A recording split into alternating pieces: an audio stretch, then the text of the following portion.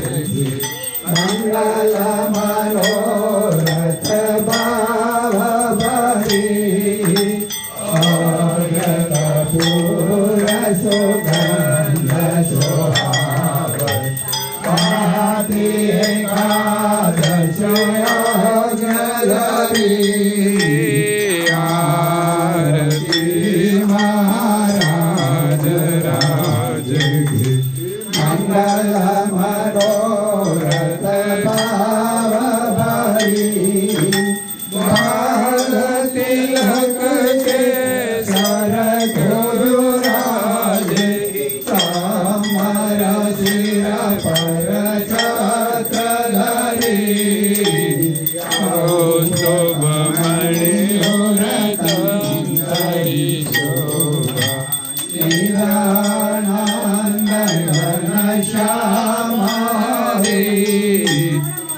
આરતી મહારાજ રાજ કી મંગલ મનોરથ ભાવ ભરી आचार्य महाराज की जय। श्री सब संतन की जय। श्री सब देवन की जय। श्री ज्ञान संप्रदाय की जय। श्री गुरु गादी सरसापुरी की जय। श्री कैवल धाम की जय। सत कैवल तथा सत्संग प्रारंभ समय का के अनुसारी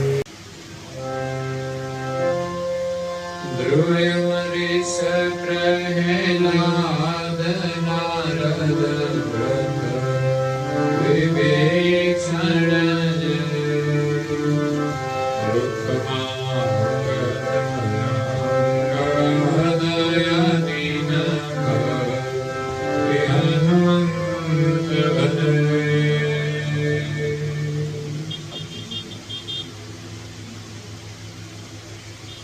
ભક્તજનો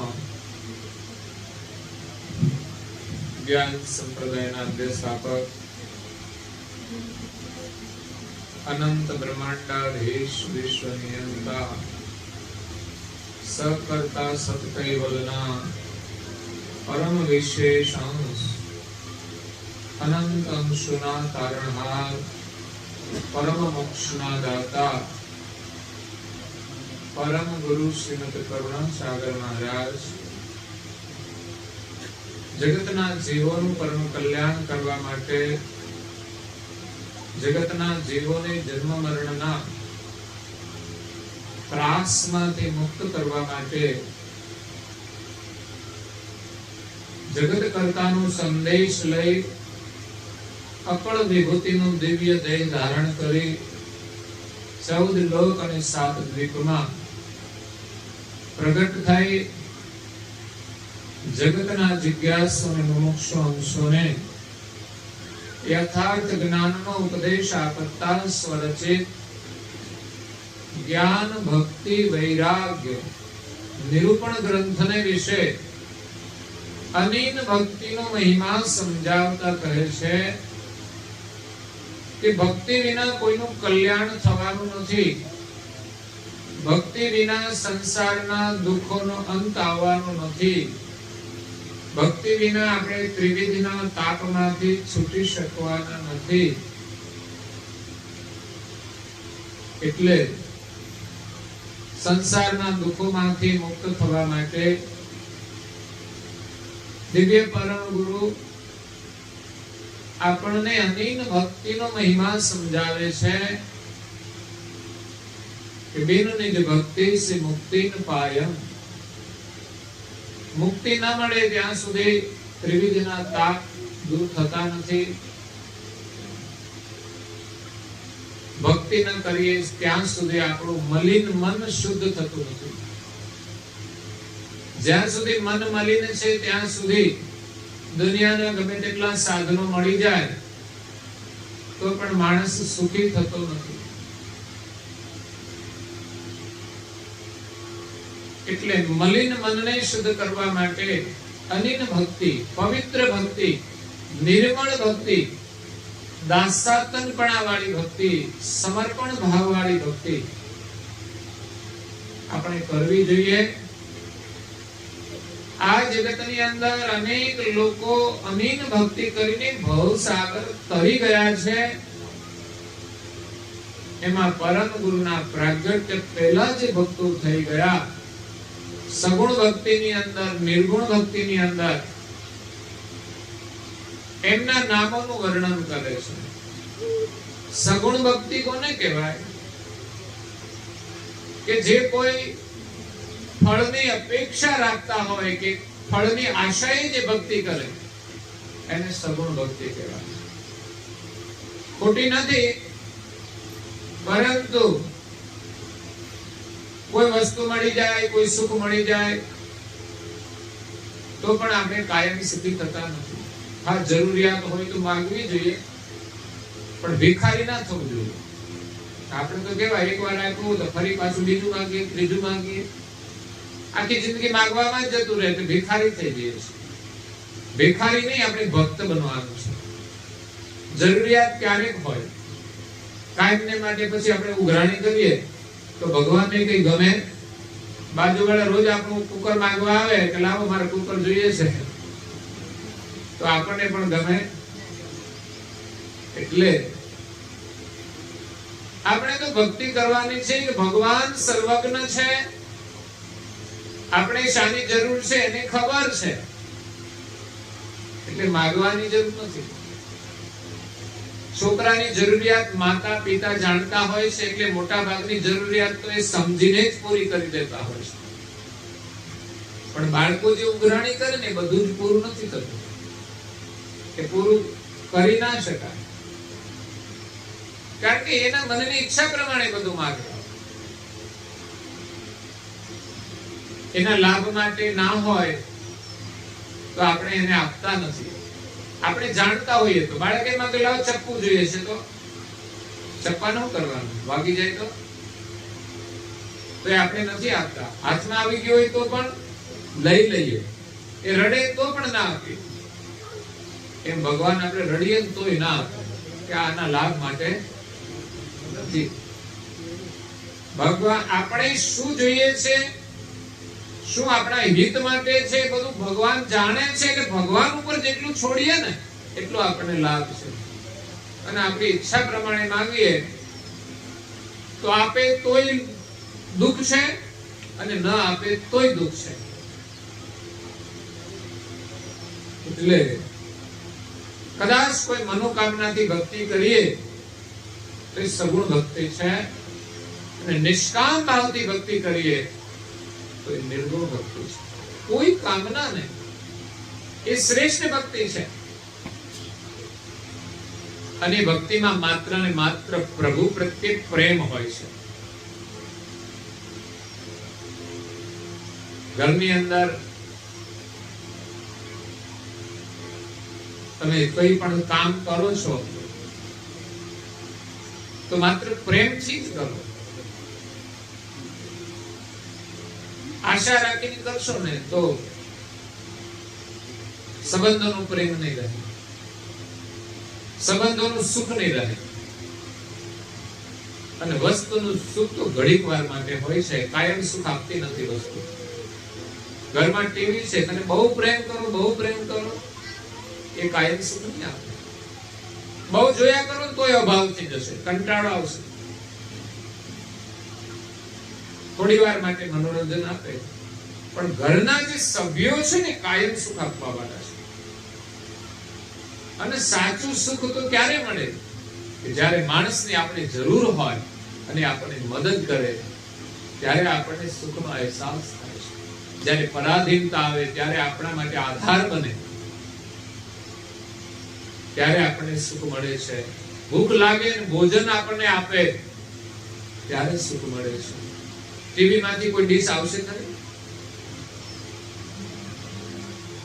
તમારાથી ઊભું નહીં થવાય ત્યારે ટીવી ને તમે કહેજો કે ભાઈ મને જરા ઊભો કરો, એ નહીં કરી શકે. એ તો એનું એક સાધન છે, જડ છે. ઠીક છે, મનોરંજન આપે, પણ એ સાચું સુખ નથી. એ ભક્તિની અંદર સુખ આપણે પરમાત્મા સાથેના પ્રેમનું સુખ મેળવવાનું છે. એટલે એમની ભક્તિ માત્ર એમના ગુણગાન ગાવા માટે કરવાની છે. એમનો વિયોગ થયો છે એની પ્રાપ્તિ માટે કરવાની છે. એનો વિયોગ થયો છે એટલે જ આપણે દુઃખી છીએ. બાળકનું સાચું સુખ જો કોઈ હોય તે માતા અને પિતા છે, નહીં કે રમકડા. ઠીક છે, થોડી વાર માટે રમી લે, રમકડું એને ખાવાનું તો આપશે નહીં, એની જરૂરિયાત બીજી કોઈ પૂરી કરી દેશે નહીં, તો રમકડાથી કાયમ તો રમી શકવાના નથી બાળક. થોડી વાર માટે જ આનંદ આપે, પછી કંટાળો આવે એટલે મૂકી દે અને થોડા દિવસો સુધી એમાં આનંદ કરે. પછી એ જૂનું થઈ જાય તો એ ગમતું, અને માણસ જૂનું થઈ જાય તોય ગમે. એનું નામ પ્રેમ છે. મા બાપ ઉંમર થઈ જાય કોઈ પણ દીકરીઓ મળવા આવે તો ખુશ થઈ જાય.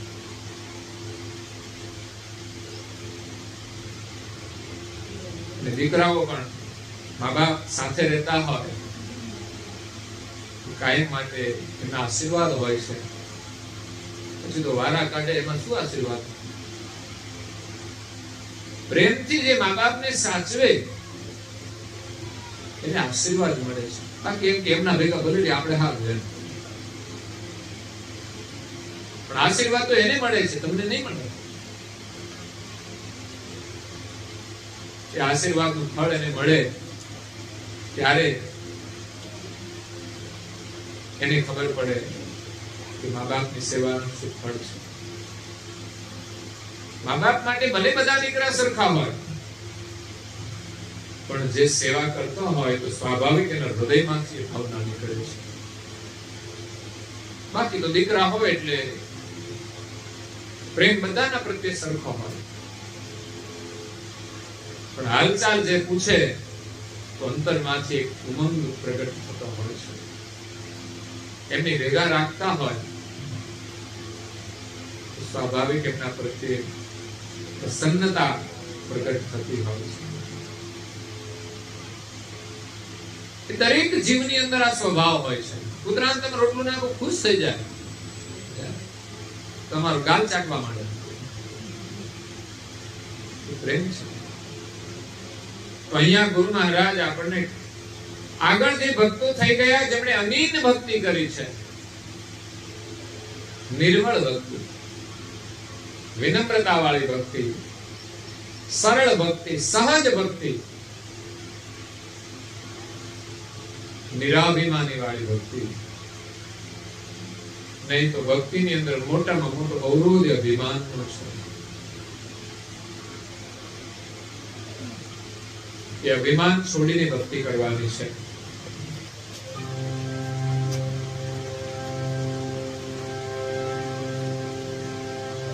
સંત તુલસીદાસ મહારાજે જે ધૂન બનાવી છે, ભજનો બનાવ્યા છે, એની અંદર છેલ્લી એક ધૂન છે. આપણે જ્યારે કથા પૂરી થાય ત્યારે એ બોલતા હોઈએ છીએ.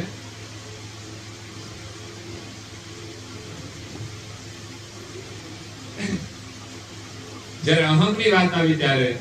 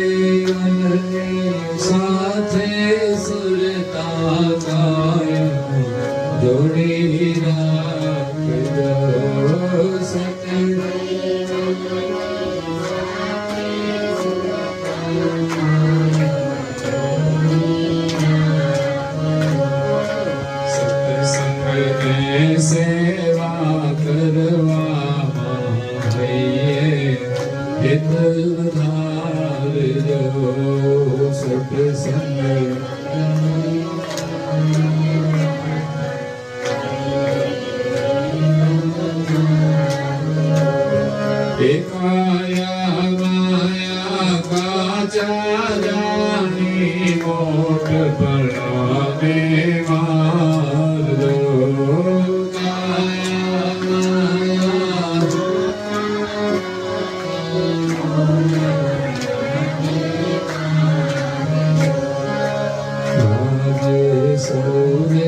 સત્ય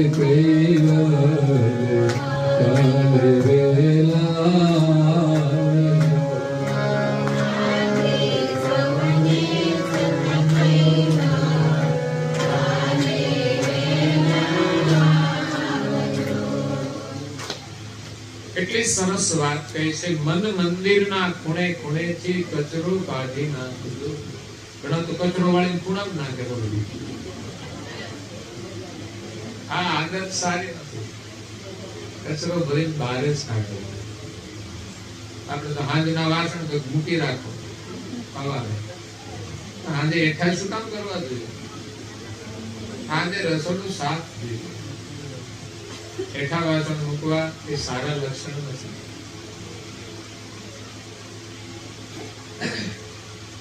મન મંદિર છે.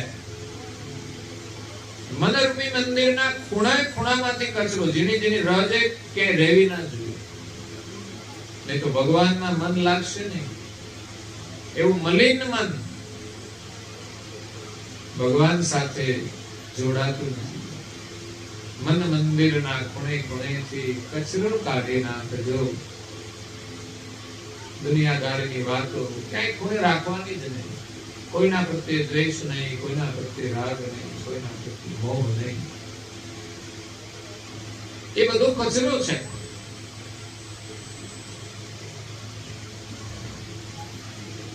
સતકૈવલની સાથે સુરતા કાયમ જોડી રાખજો. આપણી સુરતા સતકૈવલની સાથે કાયમ રહે. પણ મન જો આપણું મલિન હશે, ક્યાંય પણ કચરો પડ્યો હશે તો ત્યાં નહીં રહે. સત્સંગને સેવા કરવામાં હેત વધારજો. અહીંયા વાતો કરવામાં હોય આપણને સત્સંગ અને સેવા આ ભક્તિના પ્રધાન અંગ છે. જીવનમાં એક સત્સંગ હોય એટલે સમજણ આવે અને બીજી સેવા હોય એટલે નિર્મળતા આવે. ને તો સેવા કરીએ ને તો અહંકાર આવે. સમજણ ના હોય ને સત્સંગ અને સેવા એમના પ્રત્યે અહીંયા હેત વધારજો. કાયા માયા કાચા જાણી મોટપણાને મારજો. કાયા અને માયા શરીર એ આપણી કાયા છે અને એ જ માયા છે. કાયા એ જ માયા, તેમાં સર્વે ભેદ સમાયા. બહાર તો બધી વસ્તુઓ છે પણ આ શરીર છે ને એ જ મોટી માયા છે. એનો જ મોટો મોહ છે અને એ જ નગરમાં આપણે ફસાયા છે. એમાં જ બંધાયા છે. હરીસો સામે આવે એટલે જોયા જ કરવાનું. આ શરીર સારું રહે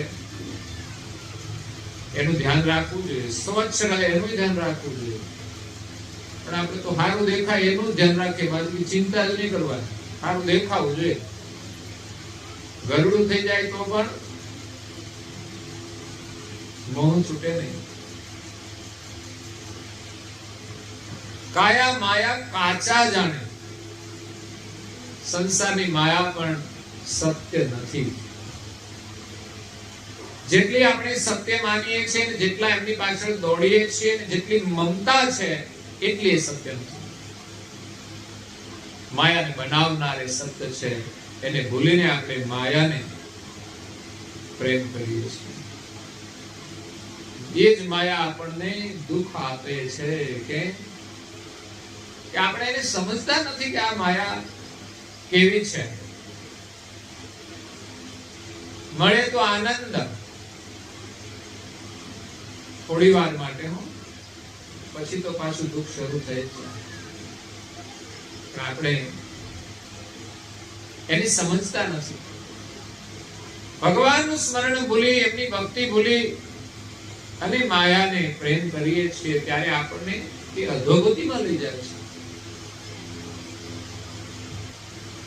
સારા સંસ્કાર હોય, પ્રેમ હોય, પ્રભુમાં જ્ઞાન હોય તો એ જ માયા આપણને સદમાર્ગે લઈ જાય. આ કાયા છે એનાથી સેવા કરીએ તો આપણું કલ્યાણ થાય છે, આપણને શાંતિ મળે છે, આપણને પુણ્ય મળે છે.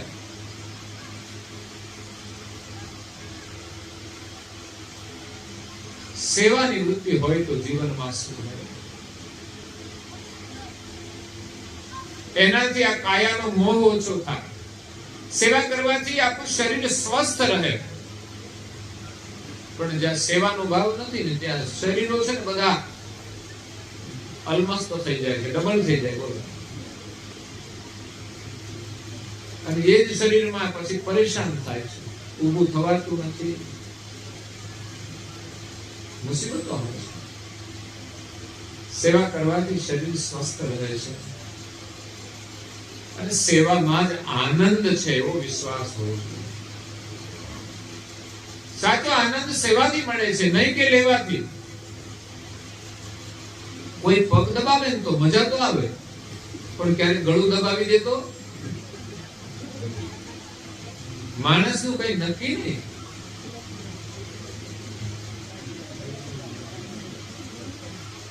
એટલે સેવા લેવામાં થોડો આનંદ છે, પણ ભાઈ આપણી સેવા કાયમ કરે કોણ? વિચાર તો કર. સેવા લેવાની વૃત્તિ રાખીશું તો કાયમ કરશે કોણ સેવા?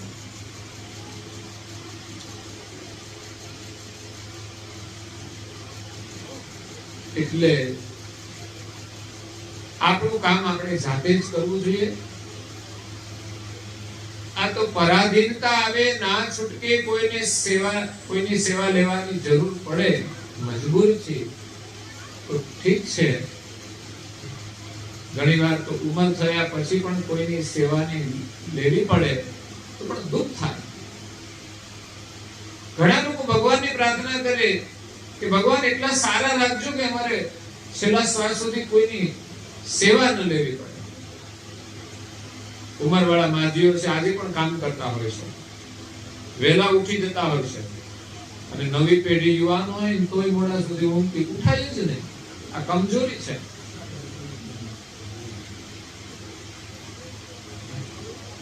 અને જીવન દરમિયાન પણ પોતાનું જરૂર હોય એટલું તો કામ કરે, પણ સેવાનું જે કામ છે એ મહત્વનું છે. પૂજા પ્રાર્થના એ પણ થવી જોઈએ. એ સંસ્કાર છે, આપણે કરવું જોઈએ ને બાળકોને કરાવવું જોઈએ. પણ આ તો પોતે કર્યું ના હોય પછી બાળકોને કામ કર, એ ક્યાંથી કરે? તમે મસાલાની પડીકી ખાતા હોય, તમારામાંથી શું પ્રેરણા લે? તમારી અસર પણ ના થાય. પહેલા તો આપણે આચરણ કરવું પડશે. તમે પ્રાર્થનામાં બેસો તો જોડે બાળક બેસે. એક પરંપરા ઘરમાં બનવી જોઈએ. ઘરના દરેક સભ્યો પૂજામાં બેસે, પ્રાર્થનામાં બેસે, ધ્યાનમાં બેસે, પછી જ ભોજન કરવું, એવી પરંપરા કરીએ તો એ સંસ્કાર આવશે. ઘરમાં સારા ધર્મગ્રંથોનું અધ્યયન થાય તો બાળકોને જ્ઞાન મળશે, તમને પણ જ્ઞાન મળશે. કરુણા સાગર શું જ્ઞાન લઈને આવ્યા છે આપણે ખબર જ નથી. આ તો પ્રસંગ હોય એટલે આપણે કથા કરાવી દઈએ, એમાંથી જેટલું મળે એટલું કરવું. એવું નહીં. આપણામાં એક જિજ્ઞાસા જોઈએ કે આજે આપણે જ્ઞાન ન મળે તો દુઃખ થાય. જે રોજ ખાવાનું જોઈએ છે, જમવાનું જોઈએ છે, એમ જ્ઞાનની પણ ભૂખ થવી જોઈએ. એક દિવસ માટે જ્ઞાન ન મળે તો આપણે દુઃખ થાય. પૈસા કમાવીએ તો આનંદ થાય છે ને, પણ એક દિવસ કઈ લાભ ના મળે તો દુઃખ થાય. એવી જ રીતે જ્ઞાનની પણ ભૂખ હોવી જોઈએ. ઘરમાં સારા ધર્મગ્રંથોનું અધ્યયન થાય. જે મહાન પુરુષો થઈ ગયા છે એમના જીવન ચરિત્ર નું શ્રવણ થાય. એનો મહિમા આપણે જાણીએ તો આપણે પણ ભક્તિ કરવાનું બળ મળશે, ભક્તિ કરવાની પ્રેરણા મળશે. તો આગળ અનેક મહાન પુરુષો થઈ ગયા છે જેમણે અનિત ભક્તિ કરી. એમાં પહેલું નામ દિવ્ય પરમ ગુરુએ ધ્રુવનું આપ્યું છે.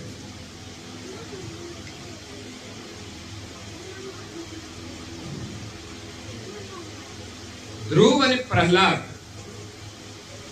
આ બંનેને બાળપણમાંથી ભક્તિ પ્રાપ્ત થઈ છે.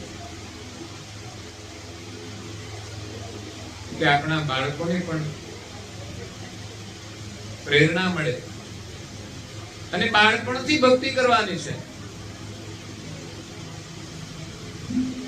ઘણા લોકો માનતા હોય કે તો નિવૃત્ત થઈએ ત્યારે ભક્તિ કરીશું, ગરડા થઈશું ત્યારે ભક્તિ કરીશું.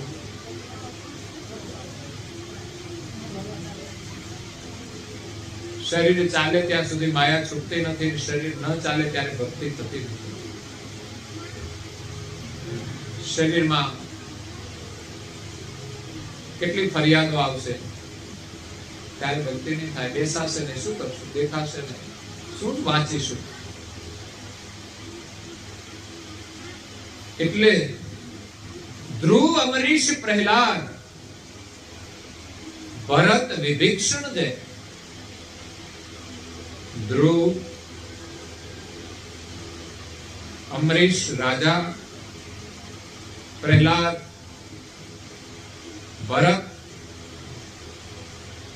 ભરત બે હતા. એક રાજા ભરત જેના નામથી આપણા દેશનું નામ ભારત પડ્યું છે. જડ ભરત હતા એ.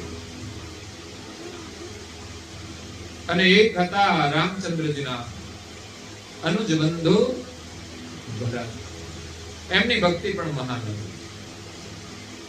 તો અહીંયા ધ્રુવજીની વાત કરે છે. ધ્રુવે કેવા સંજોગોમાં ભક્તિ કરી? ધ્રુવ કોણ હતા? જગત કરતા સૃષ્ટિની રચના કરી. એમાં આદ્ય પુરુષ નિરંજનની ઉત્પત્તિ કરી. નિરંજન નિરાકાર કહેવાય, જ્યોતિ સ્વરૂપ કહેવાય. એ આદ્ય પુરુષ એકલા જ હતા, એમાંથી શક્તિ ઉત્પન્ન થઈ. એટલે સ્ત્રી અને પુરુષ બે થયા. બે થયા એટલે એમાંથી 3 દેવો અને 3 દેવીઓ ઉત્પન્ન થઈ. બ્રહ્મા, વિષ્ણુ, મહેશ, સાવિત્રી, ઉમિયા અને લક્ષ્મી.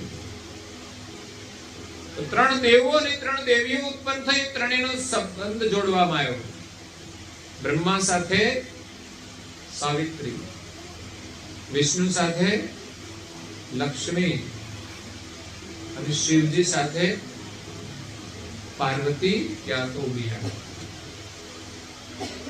એ 3 દેવોથી આ સૃષ્ટિનો વિસ્તાર આગળ ચાલ્યો. એમાં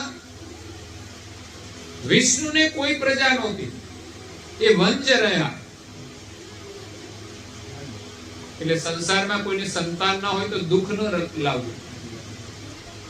વિષ્ણુને પણ કોઈ સંતાન નથી, તો શું કરવું? યાદ રાખજો, આપણે દુઃખ હોય છે મારે કોઈ સંતાન નથી. આ કુદરતના નિયમ પ્રમાણે અને કર્મ પ્રમાણે કંઈક થતું હોય છે. આશા હોય એ પણ સારું છે. થાય તો પ્રયાસ કરો, કઈ બાધા રાખો. ન થાય તો વિષ્ણુ પણ વંજ હતા. એમને કોઈ સંતાન ન હતું. સાંભળ્યું છે? વિષ્ણુના દીકરા કોણ હતા? લક્ષ્મીના દીકરા કોણ? શિવજીના દીકરા હતા. સાંભળ્યું છે? કોણ હતું? કેટલા દીકરા? 2. કાર્તિક સ્વામી અને શ્રી ગણેશ.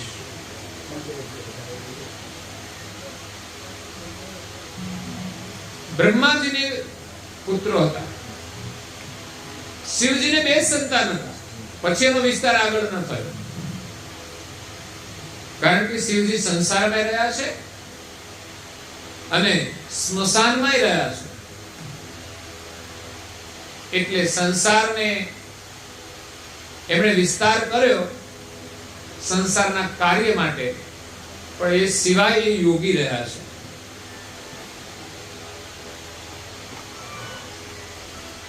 તો સૃષ્ટિનો વિસ્તાર બ્રહ્મા દ્વારા આગળ વધ્યો છે. બ્રહ્માને જે સંતાનો થયા એને સનકાદિકો કહે છે. સનક નામ હતું, સનંદન હતું, સુનક હતું. એટલે સનક આદિ એટલે સનકાદિ. સનક આદિ 1000 પુત્ર હતા. એ બધા જ સંતાનો મોટા થયા. 4 વર્ષ સુધીમાં 4 વેદનો અધ્યયન કરે. 5મા વર્ષમાં 5મા વેદનું જ્ઞાન સાંભળી એ બ્રહ્માનું જે બ્રહ્મ સદન છે એને છોડીને શૂન્યમાં ચાલ્યા જાય. શા માટે? તો કે 5મો વેદ એમ કહે છે કે આપણા જે કર્તા છે એ જગતથી ન્યારા છે. તો સંકાદિકો કર્તાની એટલે માલિકની શોધ માટે બ્રહ્મ સદનનું સુખ છોડી ચાલ્યા જાય છે કે બ્રહ્મા કરતા નથી.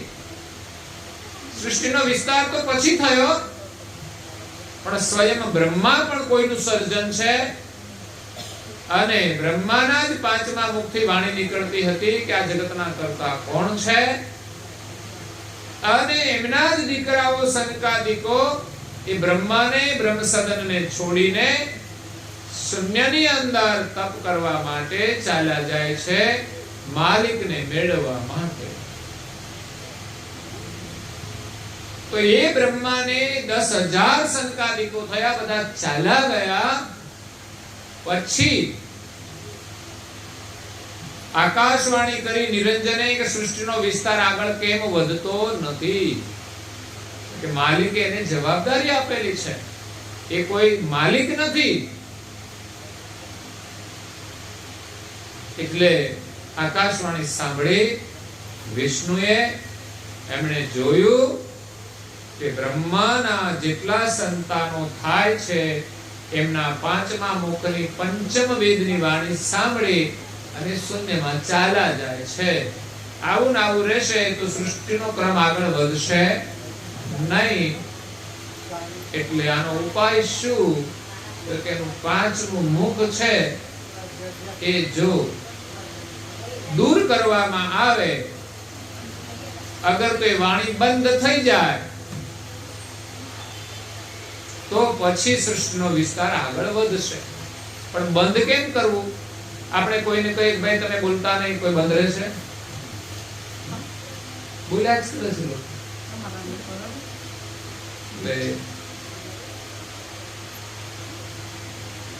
વિષ્ણુને વિચાર્યું કે આ 5મા મુખનું છેદન કરવું પડશે. પણ એ છેદન કરવાનું કામ હું ન કરી શકું. એટલે જો વિચાર કરો, દેવ કર્તા માલિકે દેવો બનાવ્યા છે 3 ગુણ વાળા. જે દેવ પોતાનું કાર્ય હોય તે જ કરી શકે, બીજું ના કરી શકે. એ સામર્થ્ય એનામાં નથી. જ્યારે કર્તા માલિક તો જગતનું સર્જન પણ કરે છે, પોષણ પણ કરે છે અને પ્રલય પણ કરે છે. પણ દેવો દ્વારા ક્રિયા થાય છે. તો નષ્ટ કરવાનું કામ કોનું છે? તો કે શિવજી. શિવજીને કહ્યું વિષ્ણુએ જઈને કે ભાઈ આકાશવાણી થઈ છે એટલે આદેશ છે સમજવાનો. એટલે દેવોને પણ એ કામ કરવું જ પડે કે કેમ સૃષ્ટિનો વિસ્તાર આગળ વધતો નથી. તમને ત્રણેયને કામ સોંપેલું છે. તો જે સમસ્યા હતી એ બતાવી. એટલે ધ્યાન તો ત્રણેય રાખવું પડે, ભેગા રહીને કામ કરવું પડે. એવું નહીં કે તમારે કરવું હોય કરો, નહીં તો મારે શું. 3 ભાઈ ભેગા રહેતા હોય તો બધું કામ સાથે મળીને કરવું. એમાં કોઈ વકીલ હોય ત્યારે મુશ્કેલી આવે તો એમને કેવું પડે ને ભાઈ તમે જાઓ. પછી ખેતરમાં જતા હોય ચાલે. એટલે દરેકનું કાર્ય જુદું હોય. તો જેનામાં જે ક્ષમતા હોય એમને કાર્ય કરવું જોઈએ. એટલે વિષ્ણુએ કહ્યું કે ભાઈ આ માથું છેદવાનું છે બ્રહ્માજીનું, એમાંથી નીકળતી વાણી સારી નથી. હતી તો સારી, પણ સૃષ્ટિનો વિસ્તાર કરવો છે એના માટે સારી નથી. સત્સંગ તો સારો છે પણ બધાને સારો લાગતો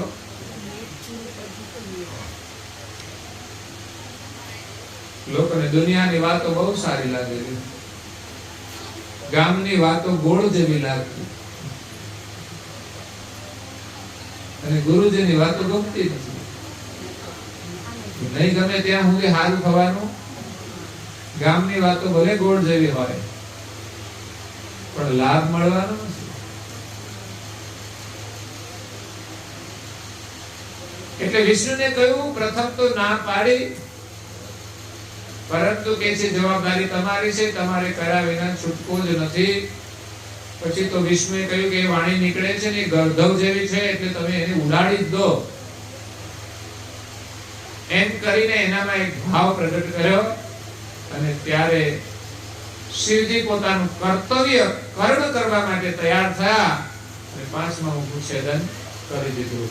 ત્યાર પછી 4 મુખ રહ્યા. 4 દિશાના 4 મુખ હતા અને એક માથે હતું. એ પાંચમું મુખ એ છેદી નાખ્યો.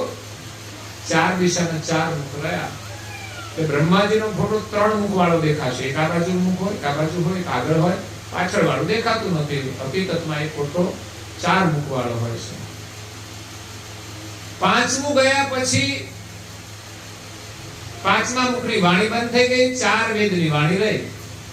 4 વેદ, ઋગ્વેદ, યજુર્વેદ, સામવેદ અને અથર્વવેદ. આપણે ત્યાં આપણા જ હિન્દુ શાસ્ત્રો છે પણ કદાચ આપણને ખબર હોતી, ઘણાને નામ પણ આવડતા હોતા. આ સંસ્કૃતિનું જ્ઞાન આપણને હોવું જોઈએ. આપણા પ્રધાન જે ધર્મ ગ્રંથો છે એના નામની ખબર હોવી જોઈએ, એનું અધ્યયન પણ કરવું જોઈએ. તો 4 મુખ રહ્યા, 4 વેદની વાણી નીકળે છે એટલે જે સંતાનો થયા પછી તો પાંચમા મુખની વાણી નહોતી એટલે કોઈ ગયું નહીં. એમાં સૌ પ્રથમ મનુ નામે પુત્ર થયો અને શત્રુપા નામે પુત્રી થઈ. એ બ્રહ્માજીના 2 સંતાન. એમના સંબંધથી સૃષ્ટિનો વિસ્તાર થયો. આમ તો મનુને સ્વયંભૂ મનુ કહેવામાં આવે છે. સ્વયંભૂ છે, સ્વયં પ્રગટ થયા. એ બ્રહ્માજીના માનસ પુત્રો હતા. બ્રહ્માના મનથી અંતરમાં ઈચ્છા થાય અને એ પુત્રની પ્રાપ્તિ સાવિત્રી દ્વારા પ્રાપ્ત થાય. દેવ સૃષ્ટિ એવી હોય છે કે મનનો સંકલ્પ કરે અને પુત્રની પ્રાપ્તિ થાય. સંકલ્પથી પણ ગર્ભાધાન થાય. એટલા દેવો સામર્થ્યવાળા. એટલે બ્રહ્માને જે પુત્ર થયો મનુ અને શત્રુપા, એનાથી જે પુત્ર થયો એમાં એક ઉત્તાનપાદ હતો, એ રાજા કહેવાય. મનુ પણ રાજા હતા અને ઉત્તાનપાદ એમના વારસદાર હતા. એ ઉત્તાનપાદ રાજાને 2 રાણી હતી. એકનું નામ હતું સુનીતિ અને બીજીનું નામ હતું સુરુચિ. કેટલા સરસ નામ છે. નીતિ તો હોય પણ સુનીતિ, અને રુચિ તો હોય પણ સુરુચિ. રુચિ એટલે ઋષિ નહીં, રુચિ. ઋષિ અને રુચિમાં બંનેમાં ફરક છે, પણ આપણે બહુ બોલવામાં ફરક ના હોય અને આમે ફરક ના જાણીએ કે ઋષિ એટલે જે ઋષિ મુનિ થઈ ગયા અને ઋષિ કહેવાય. અને રુચિ ચકલીનો ચ આવે. એ રુચિ એટલે આપણને ગમે એને રુચિ કહેવાય. એકનું નામ સુરુચિ હતું. એ 2 રાણીમાં સુરુચિ રાજાને વધારે પ્રિય હતી.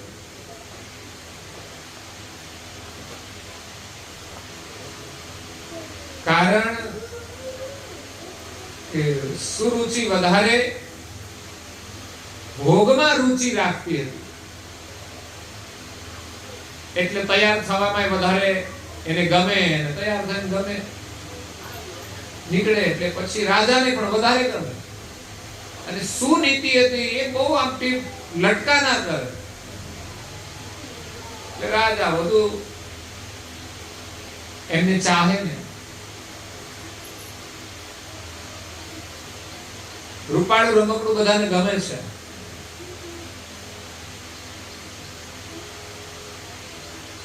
પરંતુ સુનીતિ જે હતી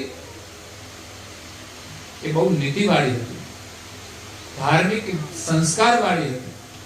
ખરેખર તો જેમાં સંસ્કાર હોય એ વધારે પ્રિય હોવું જોઈએ. રૂપાળું દેખાય રૂપાળું, પણ એની સાથે રહેવાનું હોય ને તો સંસ્કાર ના હોય ને તો ગાડું ચાલતું નથી. અને સુંદરતા સંસ્કારની હોય છે, નહીં કે માત્ર ચામડી. સુંદરતા વાણીની હોય છે, નહીં કે માત્ર ચામડીની. ચામડી સુંદર હોય પણ વાણી હરખી ના બોલાય તે ગમશે. સંસ્કાર નહીં હોય તો ગમશે. શરીર સુંદર હોય પણ 9 વાગ્યા સુધી ઉઠે ને શું કરવા? જાતે ચા બનાવવી પડે.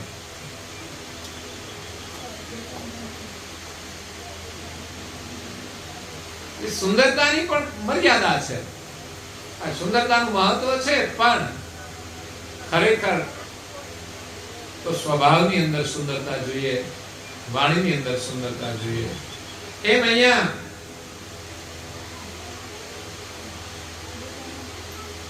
મોટી રાણી હતી, એનું નામ સુનીતિ હતું, અને નાની રાણીનું નામ સુરુચિ. રાજાને સુરુચિ વધારે પ્રિય હતી. બંને રાણીઓને એક એક દીકરા હતા. સુનીતિ હતી, એના પુત્રનું નામ હતું ધ્રુવ. સુરુચિ જે રૂપાળી હતી,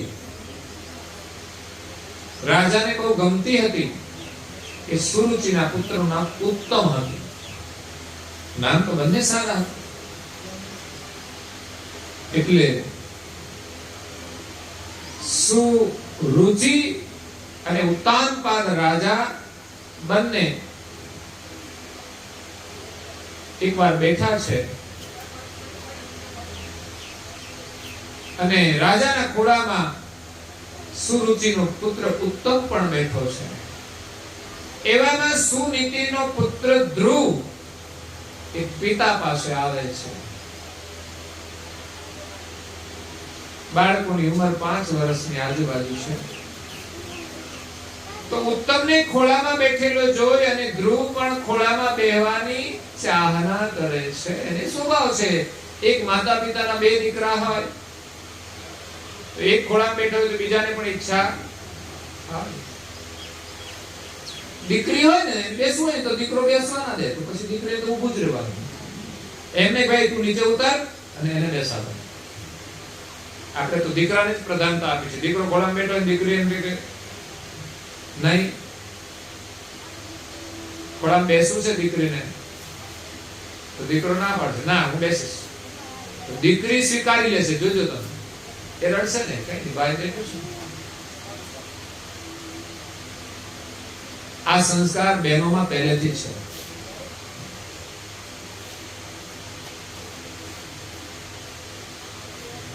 એટલે દીકરા કરતા દીકરી થોડી મૂલ્યવાન છે.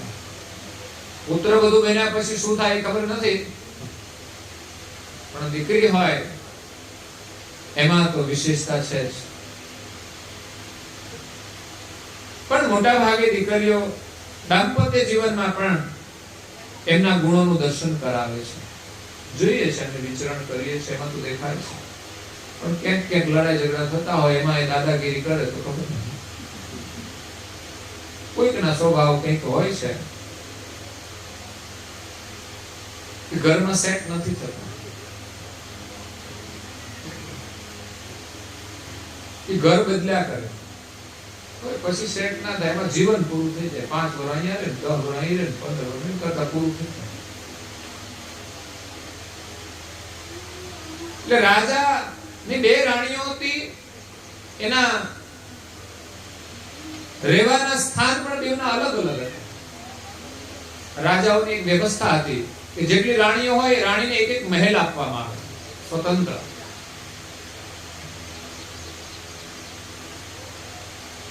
અને રાજા દરેક રાણીને મળવા જતા હોય છે. પણ અહીંયા જે ઉત્તાનપાદ રાજા છે, સુરુચિના મહેલમાં વધારે રહેતા હતા.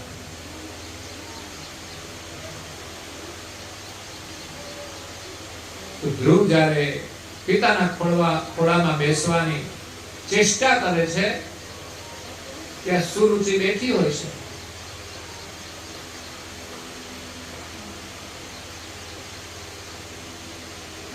એટલે રાજા છે ને, ધ્રુવને એમ નથી કે આવી જા બેટા આવી જા. કેમ તો ફોજદાર બેઠા હોય પછી બાજુમાં એની બીક લાગે, રાજાઓને બીક લાગે. બોલો, નહીં તો એમ કે ભાઈ ઉત્તમ તું નીચે ઉતરી જા, ધ્રુવને બેસવા દે. પણ ફોજદાર સાહેબ બેઠા હોય ત્યાં સુધી ના થાય.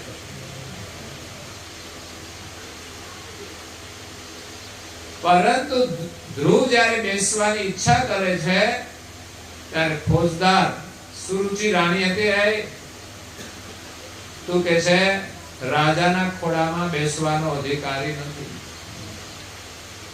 ધ્રુવ કે છે મારા પણ પિતા છે, તારા પિતા છે તો શું થઈ ગયું? તારી માતા એટલી રાજાને પ્રિય નથી જેટલી હું પ્રિય છું. બધાને પ્રિય થવું છું. આ લડાઈ છે.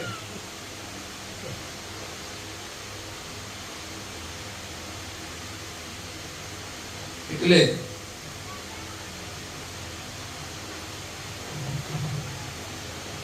રાણી એમને રોકી દે છે કે તારે જો રાજાના ખોળામાં બેસવું હોય તો મારી કુખે જન્મ લેવો પડે. હું રાજાની માનીતી છું અને મારી કુખે જન્મ લેવા માટે તારે જંગલમાં જઈ અને તપ કરવું પડે અને પછી આ જીવન પૂરું કરીને નવો જન્મ મારી કુખે લઈશ ત્યારે તને રાજાના ખોળામાં બેસવા મળશે. આવો પક્ષપાત ચાલતો હોય છે આજે પણ. કોઈના ઘરમાં બે ઘર થયા હોય ને આગલા ઘરનું સંતાન હોય અને પછી એમના સંતાન હોય, બે એક જ બાપના દીકરા કહેવાય. એમ અહીંયા ઉત્તમ અને ધ્રુવ એક પિતાના સંતાન છે પણ માતા અલગ છે ને.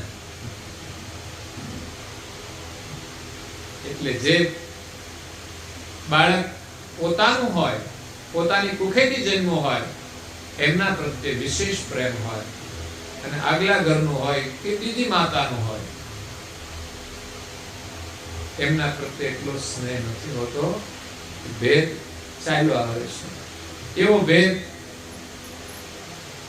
આ ઉત્તાનપાદ રાજાને ત્યાં પણ હતો. હોવો ના જોઈએ. ખરેખર તો બંને દીકરાઓ સમાન હોવા જોઈએ પણ એવી ભાવના વાળા બહુ ઓછા લોકો. એવી સમજણ કે ભાઈ જે દીકરાઓ છે એમના પિતા એક જ છે તો બધાનો સમાન અધિકાર છે અને મારા પતિનું જ સંતાન છે તો એ મારું જ સંતાન કહેવાય. એવો પ્રેમ રાખવો જોઈએ. એ જ ખરેખર રાજ પરિવાર છે.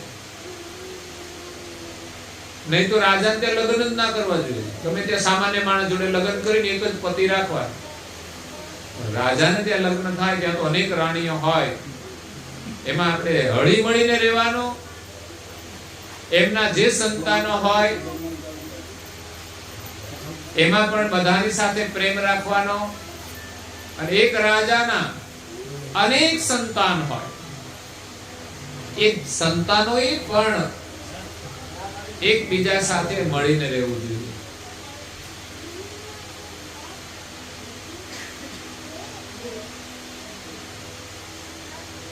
પણ એવું ના થાય ત્યારે કલેશ થતો હોય છે.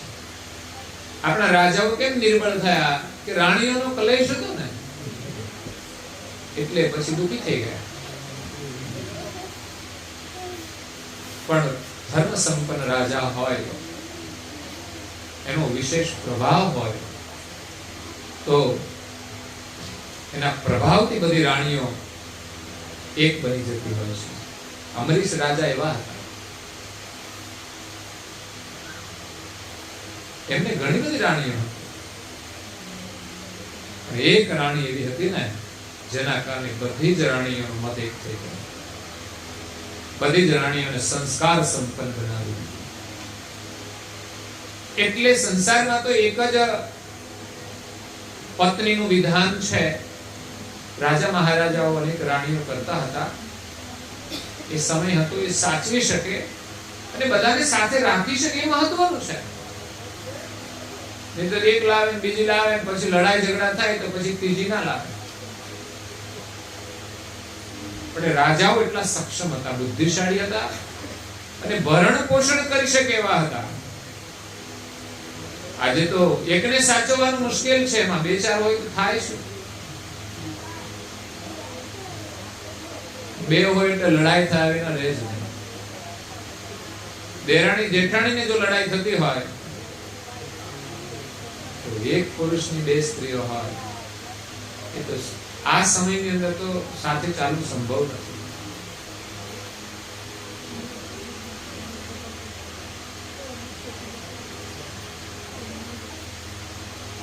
એક ભાઈ ઘણા બધા લગ્ન કર્યા.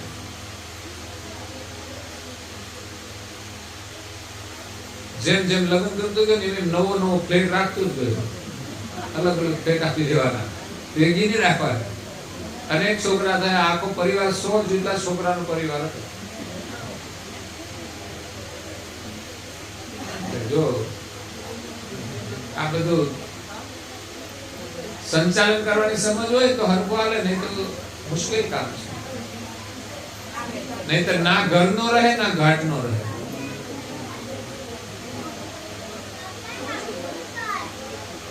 એટલે અહીંયા સુરુચિ કે છે તારે જંગલમાં જઈને તપ કર, મારી કુખે જન્મ લે, પછી તને બેસવા મળશે. જો કે બાળકને તો ખોટું લાગી જાય, કોઈ પિતાના ખોળામાં બેસવા ના દે, પછી ગમે તેવા શબ્દો બોલીને દાંટે લોકો. પોતાનો હોય તો ફરક હોય, બીજાનો હોય તો ખખડાવે. આ એક સ્વભાવ હોય છે. સાથે રહેતા હોય ને આવા ભેદ બહુ જોવા મળે. એ વસ્તુ લાવ્યા હોય ને તો મોટી હોય ને સારી હોય ને પોતાના છોકરા નાખે, થોડું નાનું હોય નબળું હોય ને બીજા નાખે, બહારના છોકરા. પણ હંમેશા એવી વૃત્તિ બનાવવી જોઈએ, કુટુંબ ભેગા રહેતા હોય આપણા કરતા બીજાને વિશેષ પ્રેમ આપવો. એ નીતિ છે અને એને તમે આપો એ તમારા છોકરાને મળે પુણ્ય. યાદ રાખજો, તમારી વિવેક બુદ્ધિ એ તમારા બાળકમાં આવશે. પણ સ્વાર્થ રાખ્યો હોય ને પછી સ્વાર્થ બુદ્ધિ આવે છે. એ બાળક પછી મા બાપ પ્રત્યે પણ સ્વાર્થ રાખે, પછી પત્નીને વધારે હાચવે, મા બાપને ના હાચવે. કેમ? આપણે સ્વાર્થ રાખ્યો છે. ભાઈઓ સાથે રહેતા હોય ત્યાં બધાની સાથે એક સમાન પ્રેમ. અગર તો ભાઈના બાળક પ્રત્યે વધારે પ્રેમ રાખવો જોઈએ કે પહેલી વસ્તુ એને આપો, પછી આપણા બાળક. ક્યાંય ભેદ ના હોવો જોઈએ. આ સંસારમાં રહીએ છીએ તો એમાં એમ જ રહેવાનું છે. આપણે એક જ સર્જનહારના અંશ છીએ. અહીંયા ભલે ઈષ્ટદેવ જુદા જુદા હોય પણ આપણે હળી મળીને રહેવું છે. તો ભક્તિ થશે, નહીં તો થશે નહીં. તો ઈષ્ટદેવ પણ પ્રસન્ન નહીં થાય. જો આપણામાં ભેદભાવ હશે ને, આ ફલાણો ના ફલાણી, આમ છે તેમ છે, પરમાત્માની પ્રાપ્તિ. અહીંયા ધ્રુવ રડતા રડતા માતા પાસે આવે છે. તો માતાને તો કેમ બેટા રડે છે? તો હું પિતાના ખોળામાં બેસવા ગયો,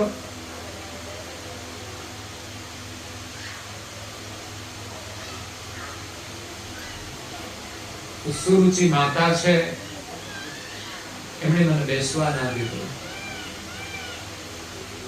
એમણે મને આવા શબ્દો કહ્યા કે તું મારી કુખે જન્મ નથી, જંગલમાં જઈને તપ કર. અને પપ્પાએ પણ એને કશું કહ્યું?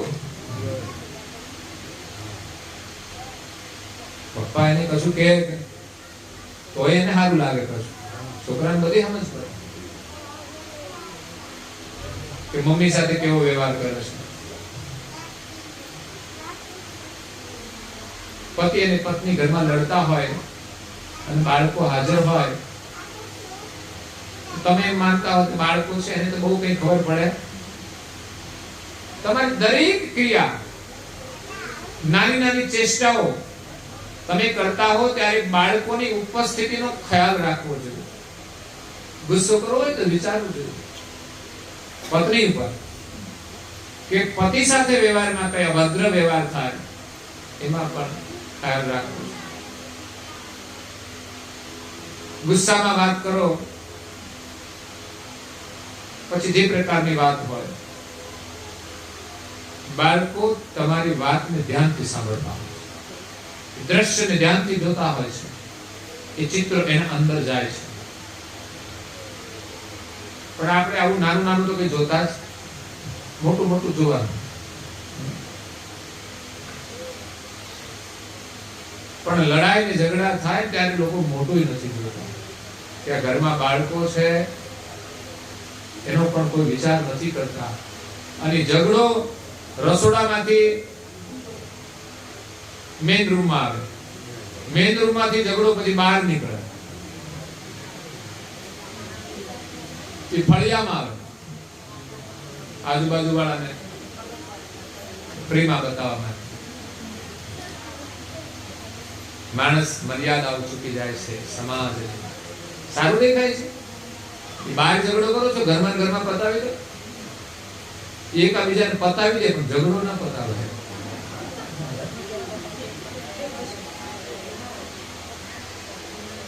લોકો દુખી થઈ થઈને મરી જાય છે આ પરિસ્થિતિ. એટલે બાળકોની ઉપસ્થિતિનો ખ્યાલ રાખવો જોઈએ.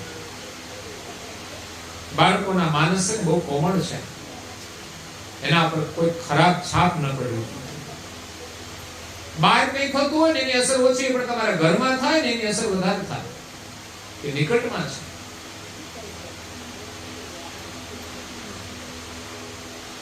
બહાર અંદર જ્યારે આવું વાતાવરણ મળે ત્યારે બાળક બહારની તરફ ખેંચાય, ઘરમાં એની રુચિ નહીં રહે. જ્યાં પતિમાં પ્રેમ પત્નીને ન હોય, પત્નીમાં પ્રેમ પતિને ન હોય, ત્યાં બાળકોને કેવી રીતે રહે? વિશ્વાસ કેવી રીતે આવે? વિચાર કરો. બાળકોને પછી છે ને એ અલગ રાખે. પછી માતા ને પિતા હોય ને એમ થાય બાળક મારું થાય, પેલી એમ થાય મારું થાય, પણ કોઈનું ના થાય. હા, કોઈ સારો સ્વભાવ હોય, સારું કાર્ય હોય તો એમના તરફ બાળક વળી જાય છે. જ્યારે કોર્ટમાં જાય જુબાની આપવાની હોય ત્યારે બાળકની જુબાની લેવામાં આવે. બાળક શું કહેવા માંગે છે ત્યારે એનો ન્યાય આપવામાં આવે. એક બાળક હોય, પતિ પત્ની જુદા થાય, એમ કે આ બાળક મારે જોઈએ છે, પેલું કે મારે જોઈએ છે. બોલો હવે કોને આપવું? વિચાર કરો. આ બાળક કોનું? મૂર્ખાઓ સમજતા નથી. પતિ અને પત્ની હોય, બાળક એક હોય તો બેને એક થઈને રાખવું જોઈએ. એને કેવી રીતે વહેંચવું? બે પતિ અને પત્ની છોડવા તૈયાર નથી. ના, મારે બાળક જોઈએ, મારે બાળક જોઈએ.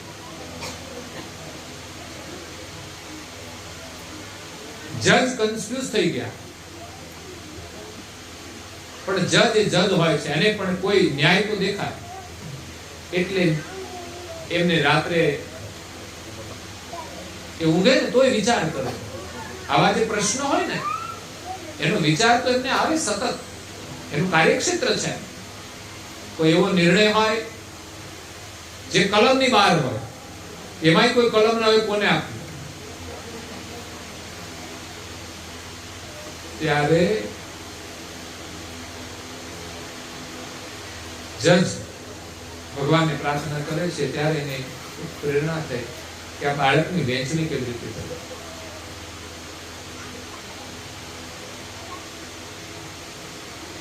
તો આ બાળકના બે ભાગ કરવામાં આવે.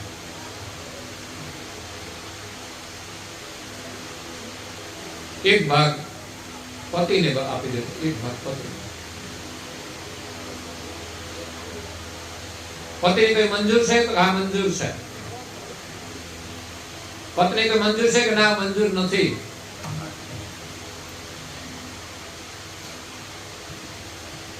બીજા ભાગને કરવાનું શું? બે ભાગ કરનાર કે પછી કરવાનું શું? પણ ઈગો છે ને કે બાળકનું પતન કરી દે, પણ માણસ છોડતા નથી. કેટલો ઈગો કે પતિ પત્નીના પ્રેમનું એક સંતાન હોય, જુદા થવાનું થાય ત્યારે એ છોડવા તૈયાર નથી. એટલી પણ ઉદારતા નથી. ત્યારે જજ કે આ બાળક મહિલાના પિતા, કેમ? બસ એની દયા છે, પ્રેમ છે કે બાળક જીવિત રહે, એટલે એનો જ અધિકાર છે. મર્યા પછી તો કોઈને કંઈ મળવાનું નથી. જે બાળકને જીવતું રાખી શકે ને એનો આ બાળક છે. જે જીવતા જ મારી નાખે એ બાળકને શું સાચવવાનું? જીવનમાં પણ આવા ન્યાય થતા હોય છે. આપણે સૌ પરમાત્માના અંશ છીએ. ગુરુ ભલે બધાના અલગ અલગ હોય, બધાના માલિક એક છે. માતા અલગ અલગ હોય તો લડવું ના છે. પણ ઘણી વાર તો માતા અલગ શું, માતા એક હોય એનાય લડે છે. સમસ્યા તો એ છે. આપણે ભેગા રહેવાની સમજણ પ્રાપ્ત કરવાની છે. સગા સંબંધીઓમાં, પરિવારમાં, કુટુંબમાં. અને ક્યારેય કોઈ વસ્તુ માટે લડવાનું જ નહીં. શા માટે લડવાનું? આ મારું ના તારું. આપણે તો નિર્મળ ભક્તિ કરવાની છે. પેલું આપણે જે ધૂન ગાઈ હતી એમાં અહમ મમને ઈર્ષા છોડી ભક્તિ રસને ચાખજો. આ સદગુણો સાથે રાખી સત્સંગ કરવા આવજો. જ્ઞાન ભક્તિને ભક્તિનો અમૃત પીને બીજા માટે રાખજો. અહમ મમ અને ઈર્ષા છોડીને ભક્તિ રસને ચાખજો. જ્ઞાન ભક્તિનું અમૃત પીને બીજા માટે રાખજો. આ છે આપણું જીવન. તુલસી મારું તારું છોડી હૈયું મિલાવજો. આ સદગુણ સાથે રાખીને સત્સંગ કરવા આવજો, ભજન કરવા આવજો. તો અહીંયા માતાએ કહ્યું કે બેટા, તને જે નાની માએ વાત કરી ને એ સાચી છે. એમના પ્રત્યે આપણે દ્વેષ નહીં રાખવાનો.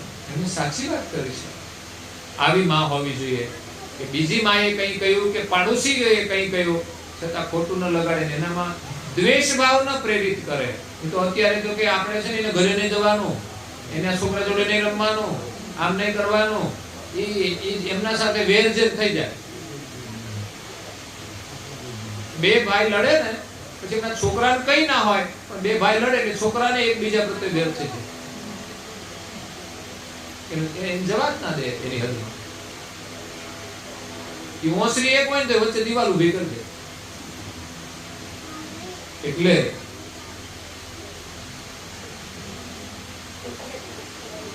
સુરુચિ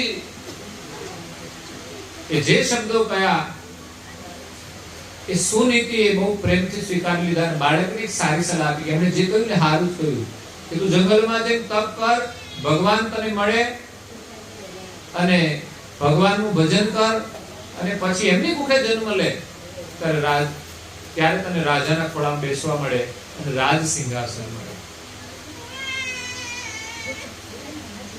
ધ્રુવના મનની અંદર એવા વિચારો આપ્યા ભક્તિ કરવાના. 5 વર્ષનો બાળક માતાનું સાનિધ્ય છોડીને, આજે તો હોસ્ટેલમાં નથી જતા 5 વર્ષની ઉંમરમાં, એ બાળક માતાનું સાનિધ્ય છોડીને, વૈભવ છોડીને,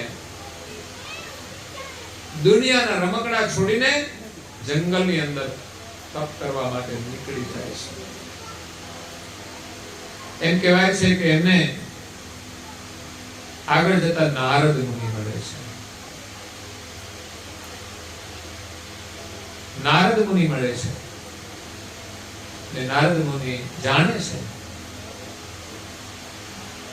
ને પૂછ્યું એમને કે ભાઈ બાળક તું આ જંગલમાં ક્યાં જાય છે એકલો? તો તો ભગવાનનું સ્મરણ કરવા માટે, ભગવાનને મેળવવા માટે. નારદ મુનિએ ધ્રુવને સમજાવ્યો છે કે તું બાળક છે. મોટા મોટા ઋષિ મુનિઓ હજારો વર્ષ તપસ્યા કરે છે તો એને મળતા નથી, અને તો આ બાળપણમાં નીકળી ગયો છે ભગવાનને મેળવવા. એમ ક્યાં જંગલમાં જલ્દી મળી શકે તેમ છે, તું ઘરે પાછો જતો રહે. હજુ તો તારી રમવાની ઉંમર છે, મોટો થઈને ભજન કરવા માટે જજે. અને એવું હોય તો હું આવીને તારા પિતાને સમજાવું, તને અડધું રાજ આપશે. પણ ધ્રુવ કે નહીં, બસ વચન લઈ નીકળ્યો છો એટલે હવે હું પાછો નહીં હટું. જીવનમાં સારા કામમાંથી ક્યારેક પાછું નહીં હટું. હજુ તો જાય છે, એને રોકે છે. આપણે એમ કે ભાઈ નથી જવું, હારું લઈ જવું. પ્રાર્થના કરવાનું, ઉપાસના કરવાનું, કોઈ કે નથી કરવી તો છોડી દઈએ. અને કે મસાલા તો કે તો છૂટે જ નહીં. કેટલી પકડ છે. આવી પકડ પ્રભુની પ્રાર્થનામાં કેમ નથી? એના વગર તો ચાલે જ.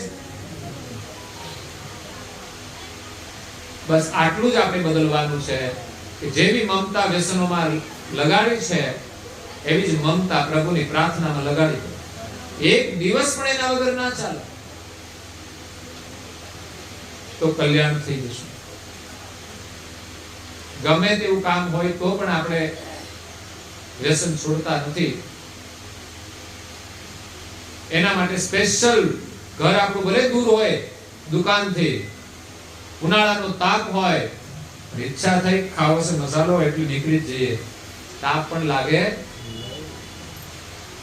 કોઈ આપણને કામ સોંપે ને એના માટે કે મારું આ કામ કરશું તો અત્યારે નહીં જોવાય, તાપ છે, મારે કામ છે. સારું કામ હોય તો પણ લોકો કરી શકતા નથી. 5 વર્ષનો બાળક કહે છે હું પાછો નહીં હટું. એને નક્કી થઈ ગયું કે આ બાળક પાછો નહીં જાય ઘરે. ત્યારે નારદજીએ એમને મંત્ર દીક્ષા આપી અને કહ્યું કે આ મંત્રનો તું જાપ કરજે. ઓમ નમો ભગવતે વાસુદેવાય.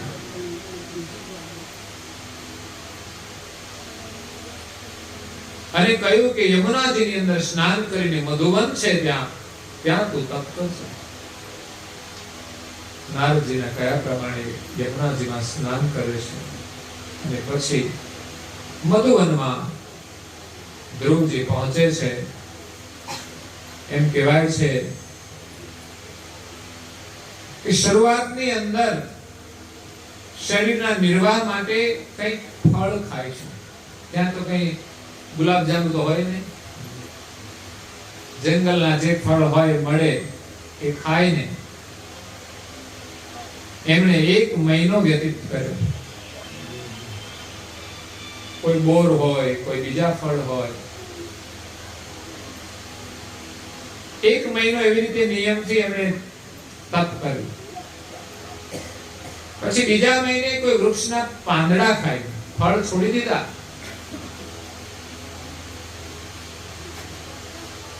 અને આપણે તો કામ ના થાય તો વ્રત છોડી દેવાનું. વ્રત સામાન્ય હોય તો એનાથી વધારે કઠિન તપ કરવું જોઈએ. કામ ના થાય ને વ્રત છોડવું નહીં. તમારું કોઈ પણ કામ થાય જ, પણ આપણે શું કરીએ, ના થાય તો છોડી દેવાનું. એમ નહીં કે આનાથી ના થાય તો આનાથી જરા વધારે ભારે તપ કરીએ. 10 રૂપિયાની વસ્તુ ના આવે તો 15 રૂપિયા આપીએ, 15 ને આવે તો 20 આપીએ, પણ વસ્તુ લઈને આપીએ. આપણે એવું નથી કરતા. આપણે તો વ્રત કરીએ, 1 વર્ષનો નિયમ હોય પૂરું થઈ જાય એટલે પૂરું. ના થાય તો પછી એમ નહીં કે બીજું વર્ષ કરીએ, ત્રીજું વર્ષ કરીએ. એનાથી ન થાય તો એનાથી પણ આકરું તપ કરીએ. અહીંયા ધ્રુવ 1 મહિનો સુધી ફળ નું સેવન કરી અને સ્મરણ કરે છે મંત્રનું. આપણે 15 મિનિટ નથી કરી શકતા. હવારે ઠંડા વાતાવરણમાં, ઘરની અંદર પંખા નીચે આરામથી બેઠા બેઠા સ્મરણ કરવાનું હોય છે. પ્રાર્થના બેઠા બેઠા કરવાની હોય છે, છતાંય આપણે કરી શકતા. અને નવરા બેઠા તો વાતો કરવાનો સમય ચાલ્યો જાય, એ ગમે છે.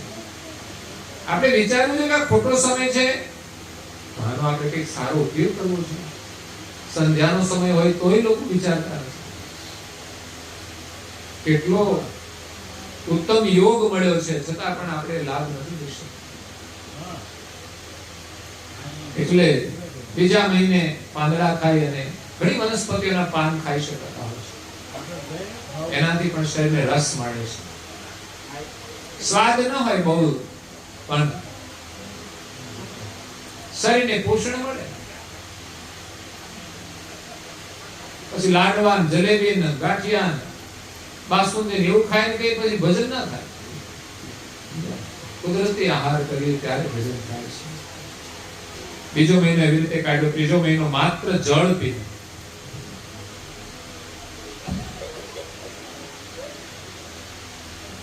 એ પ્રભુનું સ્મરણ કરે છે, છતાંય પ્રભુ મળતા નથી. તો ચોથા મહિને જળનો પણ ત્યાગ કરી દે છે. માત્ર શ્વાસે શ્વાસે શ્વાસનું જીવન લઈ ભક્ષણ કરી પ્રભુમાં એટલી પ્રીતિ રાખે છે કે માણસની વૃત્તિ જ્યારે શરીરથી ઉપર જાય ને તો એને આહારની પણ જરૂર પડતી નથી. એથી વિશેષ પ્રબળ થઈ જાય તો પાણી વિના પણ જીવી શકે છે. મહાન તપસ્વી રઘુરામ મહારાજ 12 વર્ષ સુધી એક આસન ઉપર બેસતા હતા. 12 વર્ષ સુધી ન અન્ન લેતા ન જળ લેતા, છતાંય શરીર ચાલતું. કારણ કે પ્રકૃતિથી નીચેનું જે પ્રાણ છે ને એ બંધ હોય છે. પ્રાણને કુંભક કરી દેતા હોય છે. એ અંદરનો જે પ્રાણ હોય એમાં જ એ ભજન કરતા હોય છે, એમાં જ એ સાધના કરતા હોય છે. પ્રાણ નીચે આવે તો ભૂખ ને તરસ લાગે, અને આપણે તો નીચે તો આવે છે પણ બહાર નીકળી જાય છે. ખાવ ખાવ જ કરે છે. આ લાવો, પેલું લાવો, જે જુએ એ ખાય. ભૂખ ના હોય તો કે લાવો. આવી ભૂખ છે. એટલે પ્રાણને આપણે સાધ્ય કરીએ તો આ વાસનાઓ પર નિયંત્રણ આવે. એ રીતે ધ્રુવે એક પગ ઉપર ઉભા રહીને તપ કર્યું છે. અનેક વિઘ્નો આવ્યા છતાં પણ એને તપ છોડ્યું નહીં. જ્યારે એનો શ્વાસ સંબંધ થઈ ગયો ત્યારે એમ કહેવાય છે કે દેવતાઓને પણ અકળામણ થવા લાગી. કારણ કે આ જે બાળક તપ કરે ને એનું અનુસંધાન જ્યારે બ્રહ્માંડ સાથે થઈ જાય ત્યારે એની અસર બ્રહ્માંડમાં થવા માંડે. બ્રહ્માંડની ગતિ પણ અવરોધ થવા માંડે. ત્યારે દેવતાઓ પ્રાર્થના કરવા લાગે એની સાથે સાથે એમના ઈષ્ટને. ત્યારે એના ઈષ્ટને ત્યાંના ધામમાંથી જાગૃત થવું પડે કે હવે મારે જવું જ પડશે. જ્યારે ભક્તનો પ્રેમ ભગવાન સાથે હોય ત્યારે ભગવાન પણ વ્યાકુળ થઈ જાય.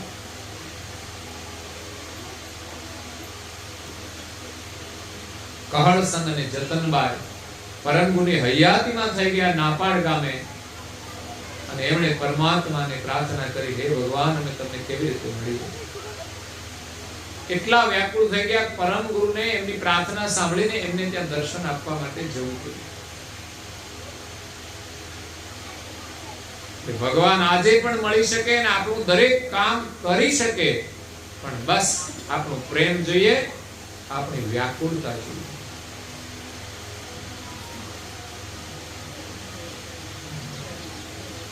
माया को सब कोई भजे, माधव भजे ने कोई. બધા માયાનું ભજન કરે, સ્મરણ કરે. આપણે 24 કલાકમાં જેટલો સમય જાગીએ છીએ એટલો સમય આપણા મનમાં વિચાર સતત ચાલુ જ હોય. કઈ ને કઈ આપણે વિચારીએ, પણ આપણે કોનું સ્મરણ કરીએ છીએ? તો માયાનું. આ કરવાનું, તે કરવાનું, ના ને તે. કઈ કામ ના હોય તોય પડોશમાં જઈને પણ વાતો કરીએ. ટીવી ચાલુ કરીને દઈએ, મોબાઈલ ચાલુ કરીને, પણ આપણે માયાનું જ સ્મરણ કરીએ છીએ. માધવ ભજે ને કોઈ, જો એક વાર માધવ ભજે તો માયા ચેરી હોય. આપણે સૌ માયાના ગુલામ છીએ. ભગવાનનું ભજન કરતા નથી ને માયાની ગુલામી કરીએ છીએ, એનું ભજન કરીએ છીએ. પણ એકવાર માધવ ભજે તો માયા ચેરી હોય. જે માયાને મેળવવા માટે માયાના ગુલામ થયા છીએ, એ માયાનું ભજન કરશું તોય માયા આપણી થશે. પણ એકવાર માધવનું તમે ભજન કરી લો, માયા તમારી ગુલામ થઈ જશે, માયા તમારી ચેલી થઈ જશે. ગુલામ હોય ને નોકર, એ આપણે જે કામ કરતા હોય છે, આ કરો પેલું કરો, કામ આપણું છે છતાંય એને કરવું પડે છે. તો આપણું કામ તો આપણે જ કરવું જોઈએ, પણ છતાંય જે આપણે નોકર હોય ને તો આપણે કહીએ કે બધું કામ થઈ જાય. એમ ભગવાનનું ભજન કરીએ ને માયાનું બધું કામ થઈ જશે એટલો વિશ્વાસ આવી જાય ને તો સવારમાં ઉઠીને 15-20 મિનિટ કાઢજો, 30 મિનિટ કાઢજો. આપણે ત્યાં તો વ્રત આવે ને ત્યારે જ કરવાનું વ્રત, બસ પછી નહીં કરવાનું. ત્યારે આમ એક દિવસ માટે વ્રત કરવાનું. આપણા વ્રત તો 12 મહિનાના છે, ભજન 12 મહિના કરવાનું છે. અને ઘણા લોકો નહીં કરતા હોય તો 12 મહિનામાં ક્યારે નહીં કરતા. બેનો દીવો કરી લે, ભાઈઓ કઈ કરવાનું જ નહીં. એ બજારેથી પ્રસાદ લઈને એકલા જ ખાઈ જાય, ભગવાનને ધરાવવાનો નહીં.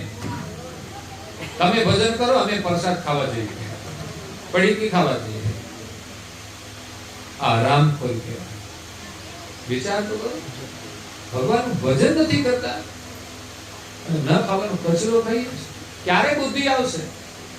થોડું ભજન કરો, થોડું સત્સંગ કરો, એક સારી બુદ્ધિ આવે તો આ કચરો છૂટે. નહીં તો જે છે ને એ નષ્ટ થઈ જશે બુદ્ધિ. ઘણા કે બુદ્ધાલાલ ખાઈએ, બુદ્ધાલાલ ખાવાથી બુદ્ધિ આવે કે જાય?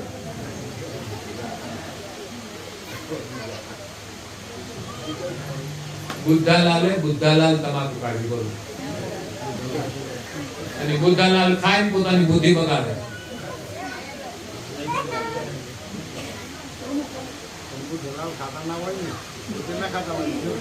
બુદ્ધાલાલ ના ચેલા થયા છે, બોલો. માણેકચંદ ના ચેલા શું ખાય તો માણેકચંદ ખાનારા તો મૂર્ખચંદ. બે એટલે અહીંયા ધ્રુવે એવું તપ કર્યું કે સ્વયં વિષ્ણુ વૈકુંઠમાંથી આવીને પ્રગટ થઈને દર્શન આપે છે. પણ ધ્રુવ તો આમ આંખો બંધ કરીને બેઠા છે. વિષ્ણુએ કહ્યું કે હું પ્રગટ થયો છું, આંખો ખોલો. પણ એ આંખો ધ્યાનમાંથી બહાર નથી આવતા, કારણ કે ભીતરની અંદર જે આનંદ આવે છે, મધુર દર્શન છે ભીતરમાં, ભીતર પણ એની દર્શન છે, આંખો નથી ખોલતા. પણ વિષ્ણુએ થોડી લીલા કરી. એમ કહેવાય છે કે ભીતરના દર્શન એને બંધ કરી દીધા. જ્યારે એને અંદરથી દર્શન થતા બંધ થયા ને ત્યારે આંખો ખોલી, ત્યારે એનું બાહ્ય સ્વરૂપ જે શ્રી વિગ્રહ સ્વરૂપ કહેવાય, એને જોઈને એટલી પ્રસન્નતા. ભક્તિ કર્યા પછી ભગવાન દર્શન આપે ને તો આનંદ આવે. એમને આપણા આંગણે આવે ને તો આપણે ખુશ ના થઈએ, ઓળખીએ પણ નહીં. એટલે ધ્રુવ દર્શન કરીને ખુશ થઈ જાય છે, જેમ એક બાળક માને જોઈને ખુશ થઈ જાય. કેટલા સમય સુધી બાળક માથી અલગ હોય, અને એ જ્યારે પોતાના ઘરે આવે ને માને મળે, એની ખુશીનો કોઈ પાર નથી.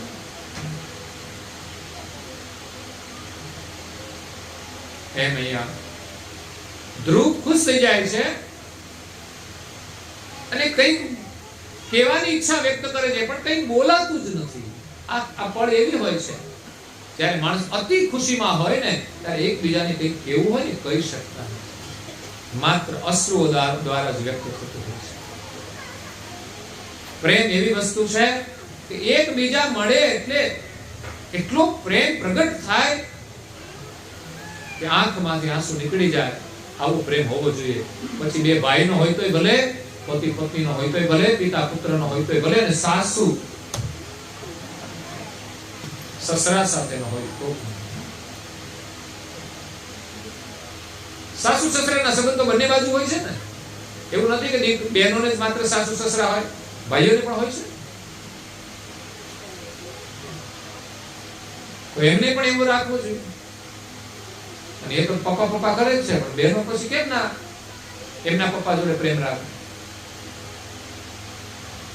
સાથે રહેવાનું છે એ સમસ્યા છે. તો પછી લગ્ન જ ના કરે. કોઈ અનાથના બાળકો સાથે લગ્ન કરી લ્યો, સાસુ સસરા હોય જ નહીં. લ્યો, જો ખરેખર મા બાપ પ્રત્યે કે સાસુ સસરા પ્રત્યે પ્રેમ ન રાખવો હોય, કે એને સાચવવા ના હોય, તો અનાથના સંતાનો સાથે લગ્ન કરો. બાકી જેના મા બાપે જન્મ આપ્યો છે, એની ભેગો એ રહે છે, અને એમણે એના લગ્ન કરી દીધા છે, પછી એને તો સાચવવા જોઈએ. એ નીતિ છે. બાકી એવા લવરિયા ફરતા હોય, મા બાપને છોડીને બંને નીકળી જાય છે, પણ એ પછી એકાબીજાના રહેતા નથી.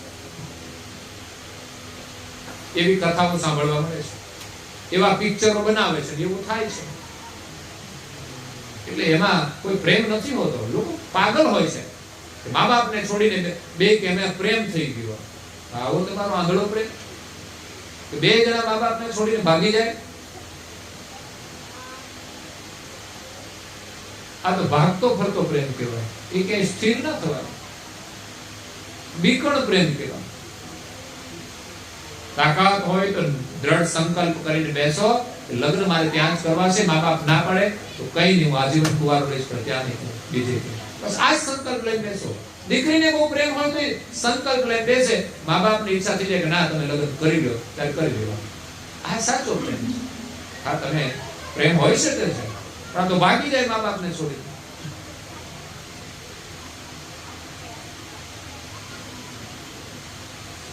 એટલે અહીંયા ધ્રુવ કંઈક વ્યક્ત કરવાની ઈચ્છા કરે છે. એના હૃદયમાં એટલો બધો ભક્તિ ભાવ છે. પ્રભુના દર્શન કરીને પ્રાર્થના કરવી છે. ભગવાન આગળ શું કરી શકીએ આપણે? માત્ર પ્રાર્થના. ભગવાનનું સુંદર સ્વરૂપ હોય તો એ ભાવ વ્યક્ત થાય. ભગવાનની જે લીલા છે, એનું સામર્થ્ય છે, એના ગુણગાન ગવાય, પણ અવાજ તો નીકળવું જોઈએ. પ્રેમ વિભોર થઈ ગયો છે ધ્રુવ. વિષ્ણુ સમજી જાય છે કે આ બાળક છે અને પછી વ્યક્ત નથી કરી શકતો. જેમના બાળકને કીધું તું બોલ, તો નથી બોલતો. ના, હું નહીં બોલું. ખબર નહીં, સમાજનો પ્રભાવ આવી ગયો એટલે નથી બોલી શકતો. પણ એમાંથી બહાર કાઢવાના છે. એ વડીલોએ કંઈ કરવું પડશે, પ્રયાસ કરવો પડશે. રોજે તમે એને બોલાવો, કરાવો બધું, પછી મુક્ત બની જાય. હજુ બહારના ક્ષેત્રમાં ફરવાનું છે. અહીંયા તો ઠીક છે, ન બોલે તો ચાલે, પણ બહાર ક્ષેત્રમાં જવાનું છે. આ સંકુચિતા દૂર કરી દેવાનું. પણ કથા એમ કે છે કે વિષ્ણુએ પોતાનો જે શંખ હતો, શંખ, ચક્ર, ગદા અને પદ્મ, એ ધારણ કરીને પ્રગટ થયા હતા, ચતુર્ભુજ. એ શંખ એમના કપાળે એમને ટચ કર્યો અને એની જે ચેતના હતી એની અંદર આવી, ત્યારે ધ્રુવના હૃદયમાંથી પ્રાર્થના નીકળી જાય છે. ભગવાનને કાલાવાલા કરે છે અને એમના આશીર્વાદથી ધ્રુવ ઘરે જાય છે. જા, તારું હજારો વર્ષ સુધી રાજ રહેશે. તું આ પૃથ્વી પર રાજ કરીશ, તારું નામ અમર થઈ જશે. પાછળ એમના પિતા ઉતાનપાદ રાજા, એમને નારદ મુનિએ સંદેશ આપ્યો, તમારો બાળક તો જંગલમાં તપ કરવા ગયો છે.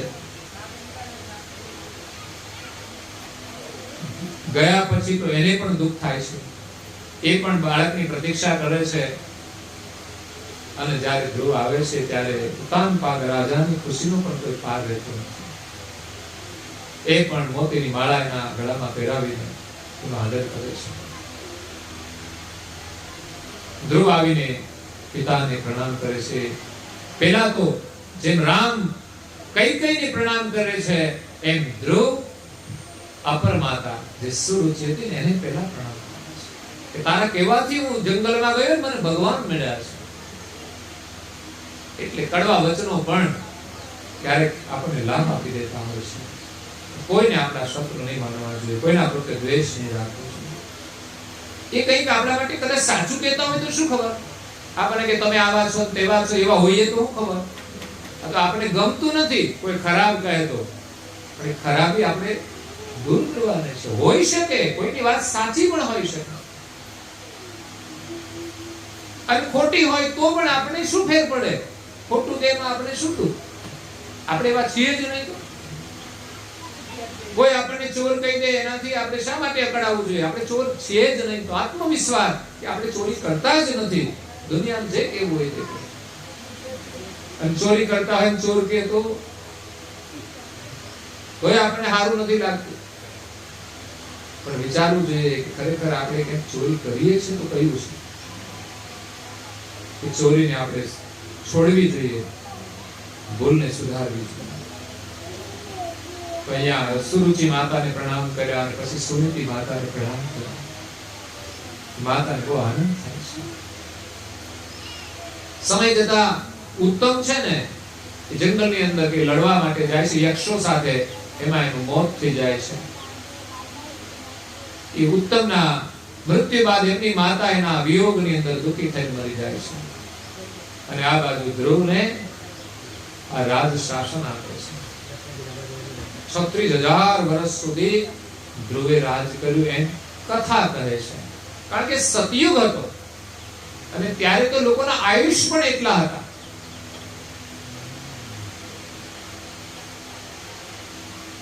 અને ત્યાર પછી એમના જે સંતાનો હતા એ વારસમાં એ રાજ ચલાવ્યું.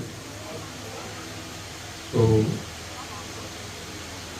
ધ્રુવ એક બાળક હતો છતાં પણ એમણે એક પગ ઉપર ઉભા રહીને ભક્તિ કરી. આપણે બે પગ ઉપર હરખા તો ઉભા રહીએ કમસે કમ. લોકો આરતી ઉભા હોય તો એક બાજુ આમ જેક માર્યો ને એમ આમ ઝૂકી જાય ગાડી, જેમ કમાન ઝૂકી જાય. ઘડીક આ બાજુ ઝૂકે ઘડીક આ બાજુ, એટલે સીધા ઉભા રહ્યો. થોડી વાર એકાગ્રતાથી ઉભા રહ્યો, ભગવાનમાં મન લગાવી દો, તમને ખબર ના રહે તમે ક્યાં ઉભા છો. આપણે ઘડીક આમ ને ઘડીક આમ થયા, ત્યારના ઊંચા નીચા થાય છે.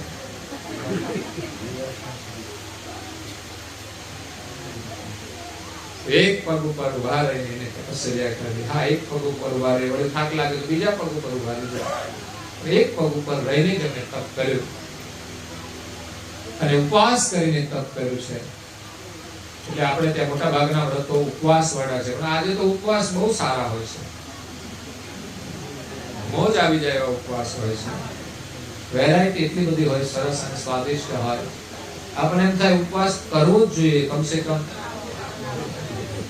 નવી આઈટમો ચાખવા માટે. પરંતુ ફલાહારની પરિભાષા એ છે ફળનો આહાર કરવો.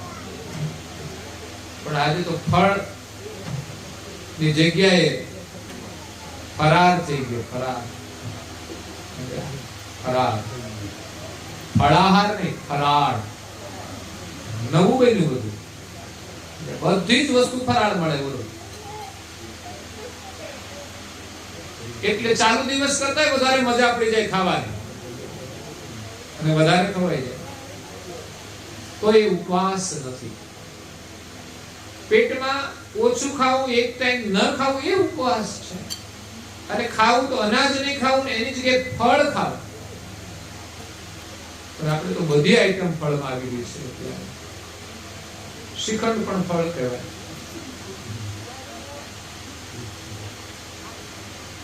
કેટલાના નામ લેવા, લોકો તો બહુ સારું બનાવતા હોય છે.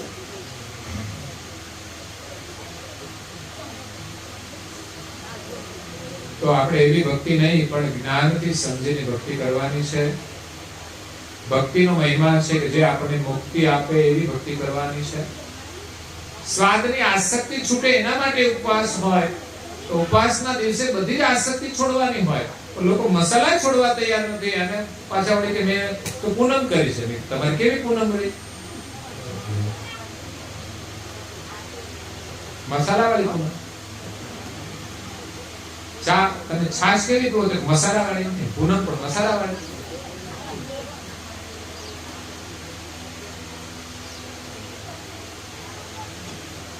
પૂનમ કરતા પહેલા જે લોકો વ્યસનનું સેવન કરે છે એને એક દિવસ માટે વ્યસનનું સેવન નહીં કરવું, એના માટે એ જ પૂનમનું વ્રત કહેવાય. અને જેના ઘરમાં ભાઈઓ વ્યસન કરે છે એ બહેનોને મારું નિવેદન છે કે એને વ્યસન એક દિવસની પૂનમ કરાવો. આજે તમારે કશું લેવાનું નહીં, અને તમે લ્યો તો મારા હમ છે તો પાછું હાંજ જેવું ના થાય. કઈ નહીં, મારે જવાનું છે, તું આવજે જલ્દી.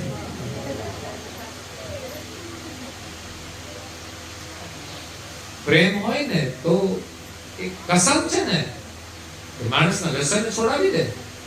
પણ આજે પ્રેમ હોય તો ને. ખરેખર ઘરમાં પરિવારમાં પ્રેમ હોય તો ઘરમાં વ્યસન આવે જ નહીં. મને આજે એમ લાગે છે કે ઘરમાં પ્રેમ નથી ને એટલે માણસ બહાર ભટકે છે અને મસાલામાં આનંદ શોધે છે. ઘરમાં આનંદ નથી તમારે તો.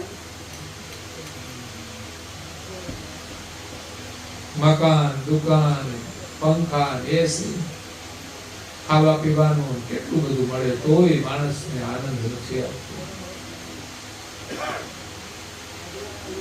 કાં તો ઘરમાં આનંદની કમી છે, કાં તો પછી ભાઈની અંદર થોડી બુદ્ધિની કમી છે. શું છે તમે નક્કી કરી લેજો. ભાઈ તો માનશે જ નહીં મારા બુદ્ધિ ઓછી છે, અને જે છે એને ઓછી કરી રહ્યા છે એ નથી જોતા. હું કહું તમારામાં બુદ્ધિ ઓછી નહીં પણ આ ખાશો એટલે થશે, એ માનવા તૈયાર. એટલે એમ વિચાર કરો ને તો ભાઈઓ કરતા બહેનો બુદ્ધિશાળી તો છે,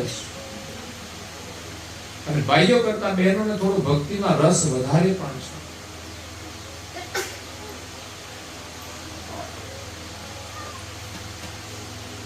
ઘરમાં મોટે ભાગના કદાચ સેવા પૂજા કરતા હશે ને, આરતી પૂજાની બહેનો જ કરતી હશે. ભાઈઓ કરતા હોય તો સારી વાત છે, ગૌરવની વાત છે. ભાઈઓ બહેનો બધાએ જ કરવી જોઈએ, બાળકોએ પણ કરવું જોઈએ.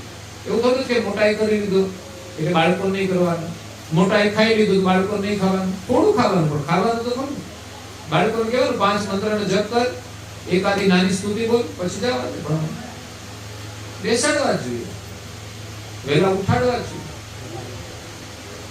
એ મંદિરમાં જઈને સરસ્વતીની પ્રાર્થના કરે છે, સ્કૂલમાં જઈને એ નિયમ સ્કૂલમાં પણ છે, તો આપણા ઘરમાં પણ નાનો નિયમ હોવો જોઈએ. રવિવારે સાથે બેસો, એના માટે તમે સમય કાઢો. આપણે ક્યાં સમય છે એના માટે? આપણે આપણા માટે સમય નથી કઈ કરવા માટે, તો એના માટે કઈ કાઢવાનું? અને ફોગટની ચિંતા કરીએ છીએ, બાળકોને આમ કરી દઈએ, તેમ કરી દઈએ, આ લાવી દઈએ. એ લાવવાની જરૂર નથી, જે કરવાનું છે તે કરો. તો અહીંયા દિવ્ય પરમ ગુરુ આપણને ભક્તિનો જે મહિમા સમજાવે છે તે અદ્ભુત છે. એવી આપણે ભક્તિ કરી આપણા જીવનને સફળ કરીએ.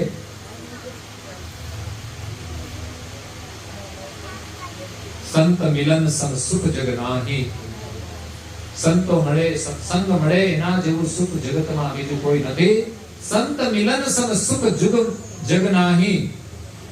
જગતમાં સંત મળે એવું બીજું કોઈ સુખ નથી. બિચરત એક પ્રાણ હરી લે.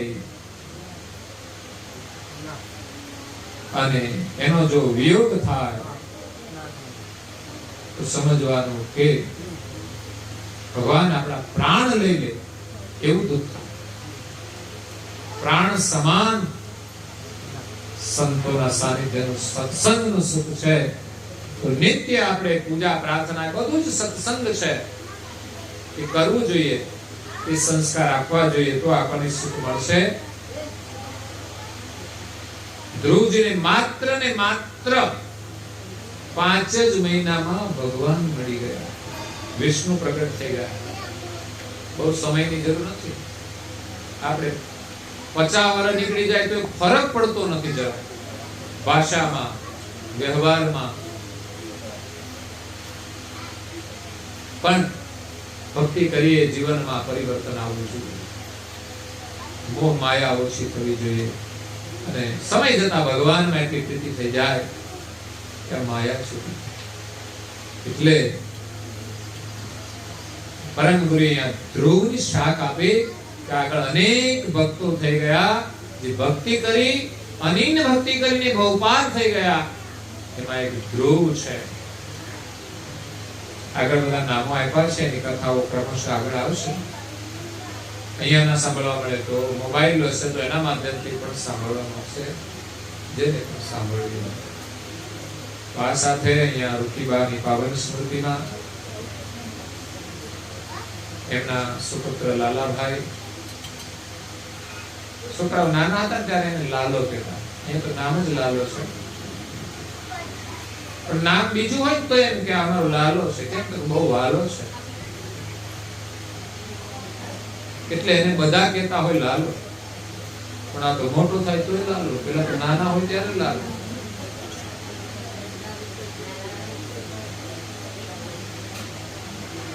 એટલે લાલજીભાઈ, જી શબ્દ છે ને, આ નામ તો લાલ, લાલજી. બેનો બોલાવો તો જી કઈ બોલાવો.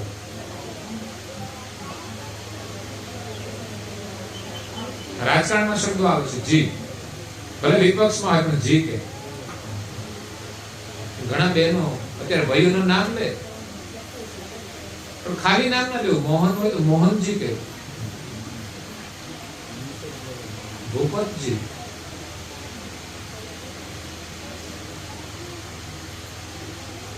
તો અહીંયા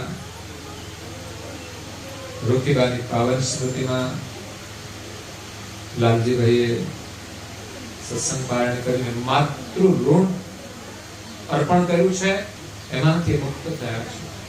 એ સિવાય તો એમણે સેવા કરી હોય પણ છતાંય બાળક માતાના ઋણમાંથી ન છૂટી શકે. પણ આત્મકલ્યાણનું જે કાર્ય છે ને એ એવું છે કે માતાના ઋણમાંથી પુત્ર મુક્ત થઈ જાય અને ઋણમાંથી છૂટે ત્યારે જીવનું કલ્યાણ થાય છે. એટલે આ પાછળ આપવાની પ્રથા કેમ છે કે ગયેલો આત્મા છે એ ઋણમાં હોય ને ત્યાં સુધી છૂટે ને. આ ઘરની સાથેનું એનું ઋણ હોય ત્યાં સુધી આ માયા છોડીને જાય જ નહીં, એમ એવું પુરાણોનું કહેવાનું છે. બાકી કર્મ પ્રમાણે તો એના કર્મ લઈને જતો જ રહે. બહુ માયા હોય ને તો પછી પાછા આવે કંઈક થઈ, પણ બાકી તો જે કઈ ઋણ સંબંધો રહે ફરી પાછા જન્મ લઈને ભેગા થાય. પરંતુ પુરાણો એમ કે છે કે એ ઋણી આત્મા છે ને એનું ઋણ ના અર્પણ કરે ને ત્યાં સુધી એ છૂટે નહીં. એટલે બધા લોકો માને છે અને પાછળ કર્મકાંડ કરીને બધું મોકલે છે. પણ આપણે એવું નથી કરતા, કારણ એવી રીતે એનું ઋણ પૂરું નથી થતું. ઋણ તો જીવતા કરવાનું અને કાં તો પાછળ સારું કામ કરીને પુણ્યનું કામ કરીને કરવાનું. એટલે કર્મકાંડની માન્યતાઓ દુનિયામાં છે, કરવાવાળા કરે છે. પણ આપણી પરંપરા પ્રમાણે આપણે સત્સંગ પારાયણ કરીને સદગત આત્માને શ્રદ્ધાંજલિ આપીએ છીએ. અને આ કાર્યથી એ આત્મા પ્રસન્ન થાય છે. કારણ કે માતા પિતાએ તો એમની હયાતીમાં જે કંઈ મિલકત આપવાની તે આપી, સંસ્કાર આપવાના તે આપ્યા, પણ ગયા પછી પણ એને સત્સંગના આશીર્વાદ મળી જાય જેનાથી બાળકોનું ભાવિ પેઢીનું કલ્યાણ થાય. એનાથી એ આત્મા પ્રસન્ન થાય છે અને આવા ઉત્તમ કાર્યથી એને પણ ભગવાનના આશીર્વાદ મળે છે. કારણ કે એમના નિમિત્તે થાય છે.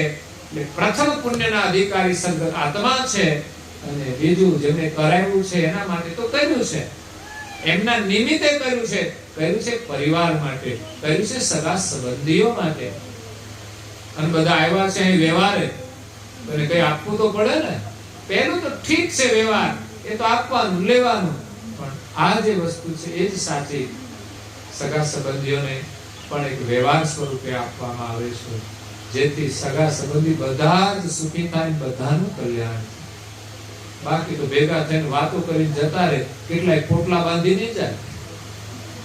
લાવ્યા હોય થોડો સામાન અહીંથી પાછો નવો ભરી જાય. એટલે રૂખીબાના આત્માને પરમ શાંતિ મળે, પરમ ગુરુનું સાનિધ્ય પ્રાપ્ત થાય, પુનઃ માનવનું જીવન મળે અને પરમ ગુરુનું શરણ મળે ને એમની ભક્તિ મળે. કારણ કે માતા પિતાએ એમની ભક્તિ કરી છે, વારસામાં બાળકોને મળી છે. અને ખરેખર માતા પિતાએ બાળકોને વારસામાં ભક્તિના સંસ્કાર વિશેષ મળે એના માટે મહેનત કરવી જોઈએ. તમને જે આ વારસા મળ્યું છે એ જ તમને સુખ આપે છે. નહીં તો આપણને દારૂડિયા બનાવી દે, વ્યસની બનાવી દે, ક્યાંય ફગાવી દે. સુખી ના થઈએ. અમીર ઘરના છોકરા સુખી ના. આજે સુખી સંપન્ન લોકોના છોકરા દુઃખી છે, એના મા બાપ દુઃખી છે. એટલે આપણા માતા પિતાનો ઉપકાર છે, ગુરુ મહારાજનો ઉપકાર છે, એના જ્ઞાન અને સત્સંગથી આપણને જે સંસ્કાર મળ્યા છે એનાથી આપણે જે વ્યવસ્થા છે એમાં સુખી છીએ અને સુખી રહીએ એના માટે વિશેષ પ્રયાસ કરીએ. તમારી ભાવિ પેઢીને પણ પરમ ગુરુના આશીર્વાદ છે કે સંસ્કાર સંપન્ન રહે, સમૃદ્ધ બને અને સુખી થાય, સુશિક્ષિત બને અને સુખી થાય. કારણ કે શિક્ષણના અભાવે પણ લોકો દુઃખી છે, ઘરમાં લડે છે. જ્યારે માણસને સારું શિક્ષણ મળે ને તો પણ એ પરિવાર સાથે પ્રેમથી રહેતા હોય છે. એમાં આજે પરમ ગુરુના બધાને આશીર્વાદ છે અને અહીંયા આપણે કથાને વિરામ આપીએ છીએ. અંતમાં એક જાહેરાત છે કે ધોરણ 6માં આવેલા હોય અને 10માં આવેલા હોય, 6 થી 10 સુધીના બાળકો માટે, છોકરાઓ માટે 2 દિવસ માટે એક સંસ્કાર શિબિર રાખી છે. તો આપના બાળકોને આ શિબિરમાં મોકલવા માટે પ્રયાસ કરજો, પ્રેમથી મોકલજો, પરાણે નહીં. નહીં તો ત્યાં આવીને પાછા ભાગી જશે, તમારો ધક્કો થશે. એના કરતા 2 દિવસ માટે રોકાવાનું છે. 8 તારીખે આવવાનું છે અને 10મી તારીખે તમારે બપોરે એમને પાછા લઈ જવાના છે. એટલે વિસ્તારના કોઈ પણ બાળકો હોય તો 50 જ બાળકો મારે તો લાવવાના છે, એટલે સ્વેચ્છાએ મોકલજો. અને બાળકો જેટલા વિસ્તારમાંથી 5 બાળકો ભેગા થાય તો એક વ્યક્તિ આવીને મૂકી જાય. એ 5 બાળકોમાંથી પછી બીજી વખતે એ 5 બાળકોમાંથી કોઈ બીજા બાળકોના કોઈ રિલેશનમાંથી લઈ જાય 5 બાળકોને. અને કોઈ સેવા કરી શકે એવા હોય ને ત્યાં રોકાય તો પણ અમને વાંધો નથી. તો આ બાળકોના સંસ્કાર માટે, પરમ ગુરુના આશીર્વાદ માટેની આ એક વ્યવસ્થા છે. તો અવશ્ય બાળકોને મોકલજો. 5 દિવસમાં એની કંઈક વિશેષ જાણવાનું અને શીખવાનું મળશે, જેના જીવન માટે બહુ ઉપયોગી થશે. જેમ તમે ભણાવો છો તેને ઉપયોગી થાય છે, એમાં 2 દિવસ માટેનું કાર્ય છે એ પણ બાળકોને આશીર્વાદ બનશે. અસ્તુ સત્યવલ સાહેબ स्वामी महाराज की जय, परम गुरु श्रीमद करुणासागर महाराज की जय, पूज्य श्री नारायणदास जी महाराज की जय, श्री सब कुबेराचार्य महाराज की जय, श्री सब संतन की जय, श्री सब देवन की जय, श्री ज्ञान संप्रदाय की जय, श्री गुरु गादी शारदापुरी की जय, श्री कैवल धाम की जय. कथा सत्संग पूर्णावती का સાહેબ 3 વાર પગે લાગવાનું છે. આપણે માથું નમાવીને આરતી આરતી પૂર્ણ, આરતી આરતી પૂર્ણ, સુરતા કરમી પ્રભુ જય કરુણાનિધિ,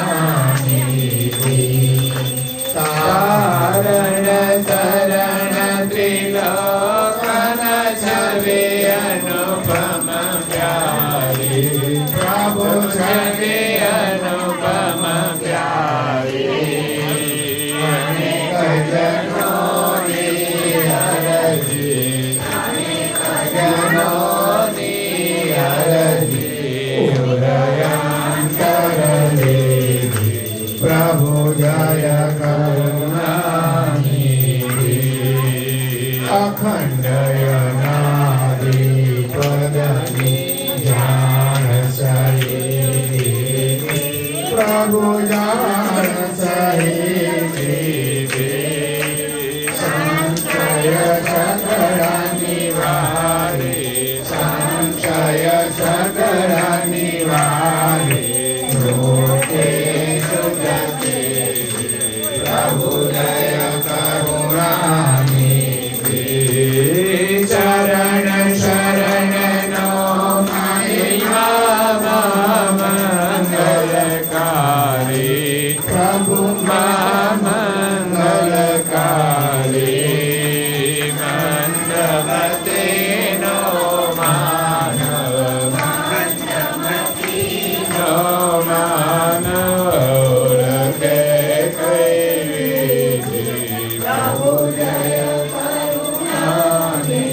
જી કરુણા સાગર નામ તમારું અવિચલ પદવાસી પ્રભુ અવિચલ પદવાસી શરણાગતને સારવા શરણાગતને સારવા શ્રી બતાવી શ્રી પ્રભુ જય કરુણાનિધિ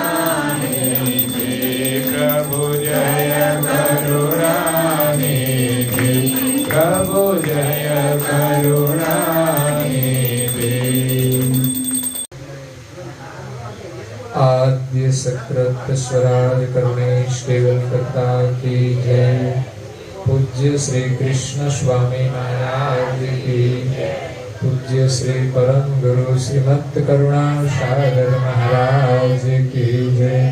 पूज्य श्री नारायणदास जी महाराज की जय। पूज्य श्री सर्ववेराचार्य महाराज की श्री सब संतन की श्री सब देवन की जय।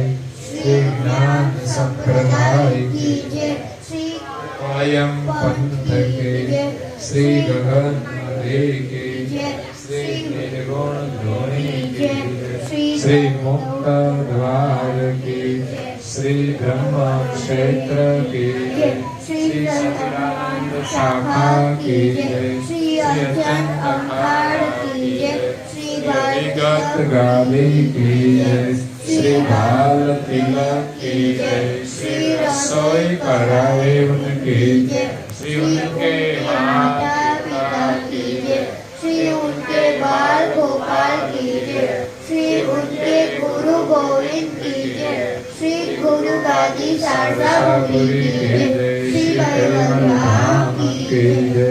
श्री दाता भोक्ता की जय। श्री बोलना हरे गुरु महाराज की परम गुरु श्रीमत् करुणा सागर महाराज की जय। भोजन थाल पुणावती का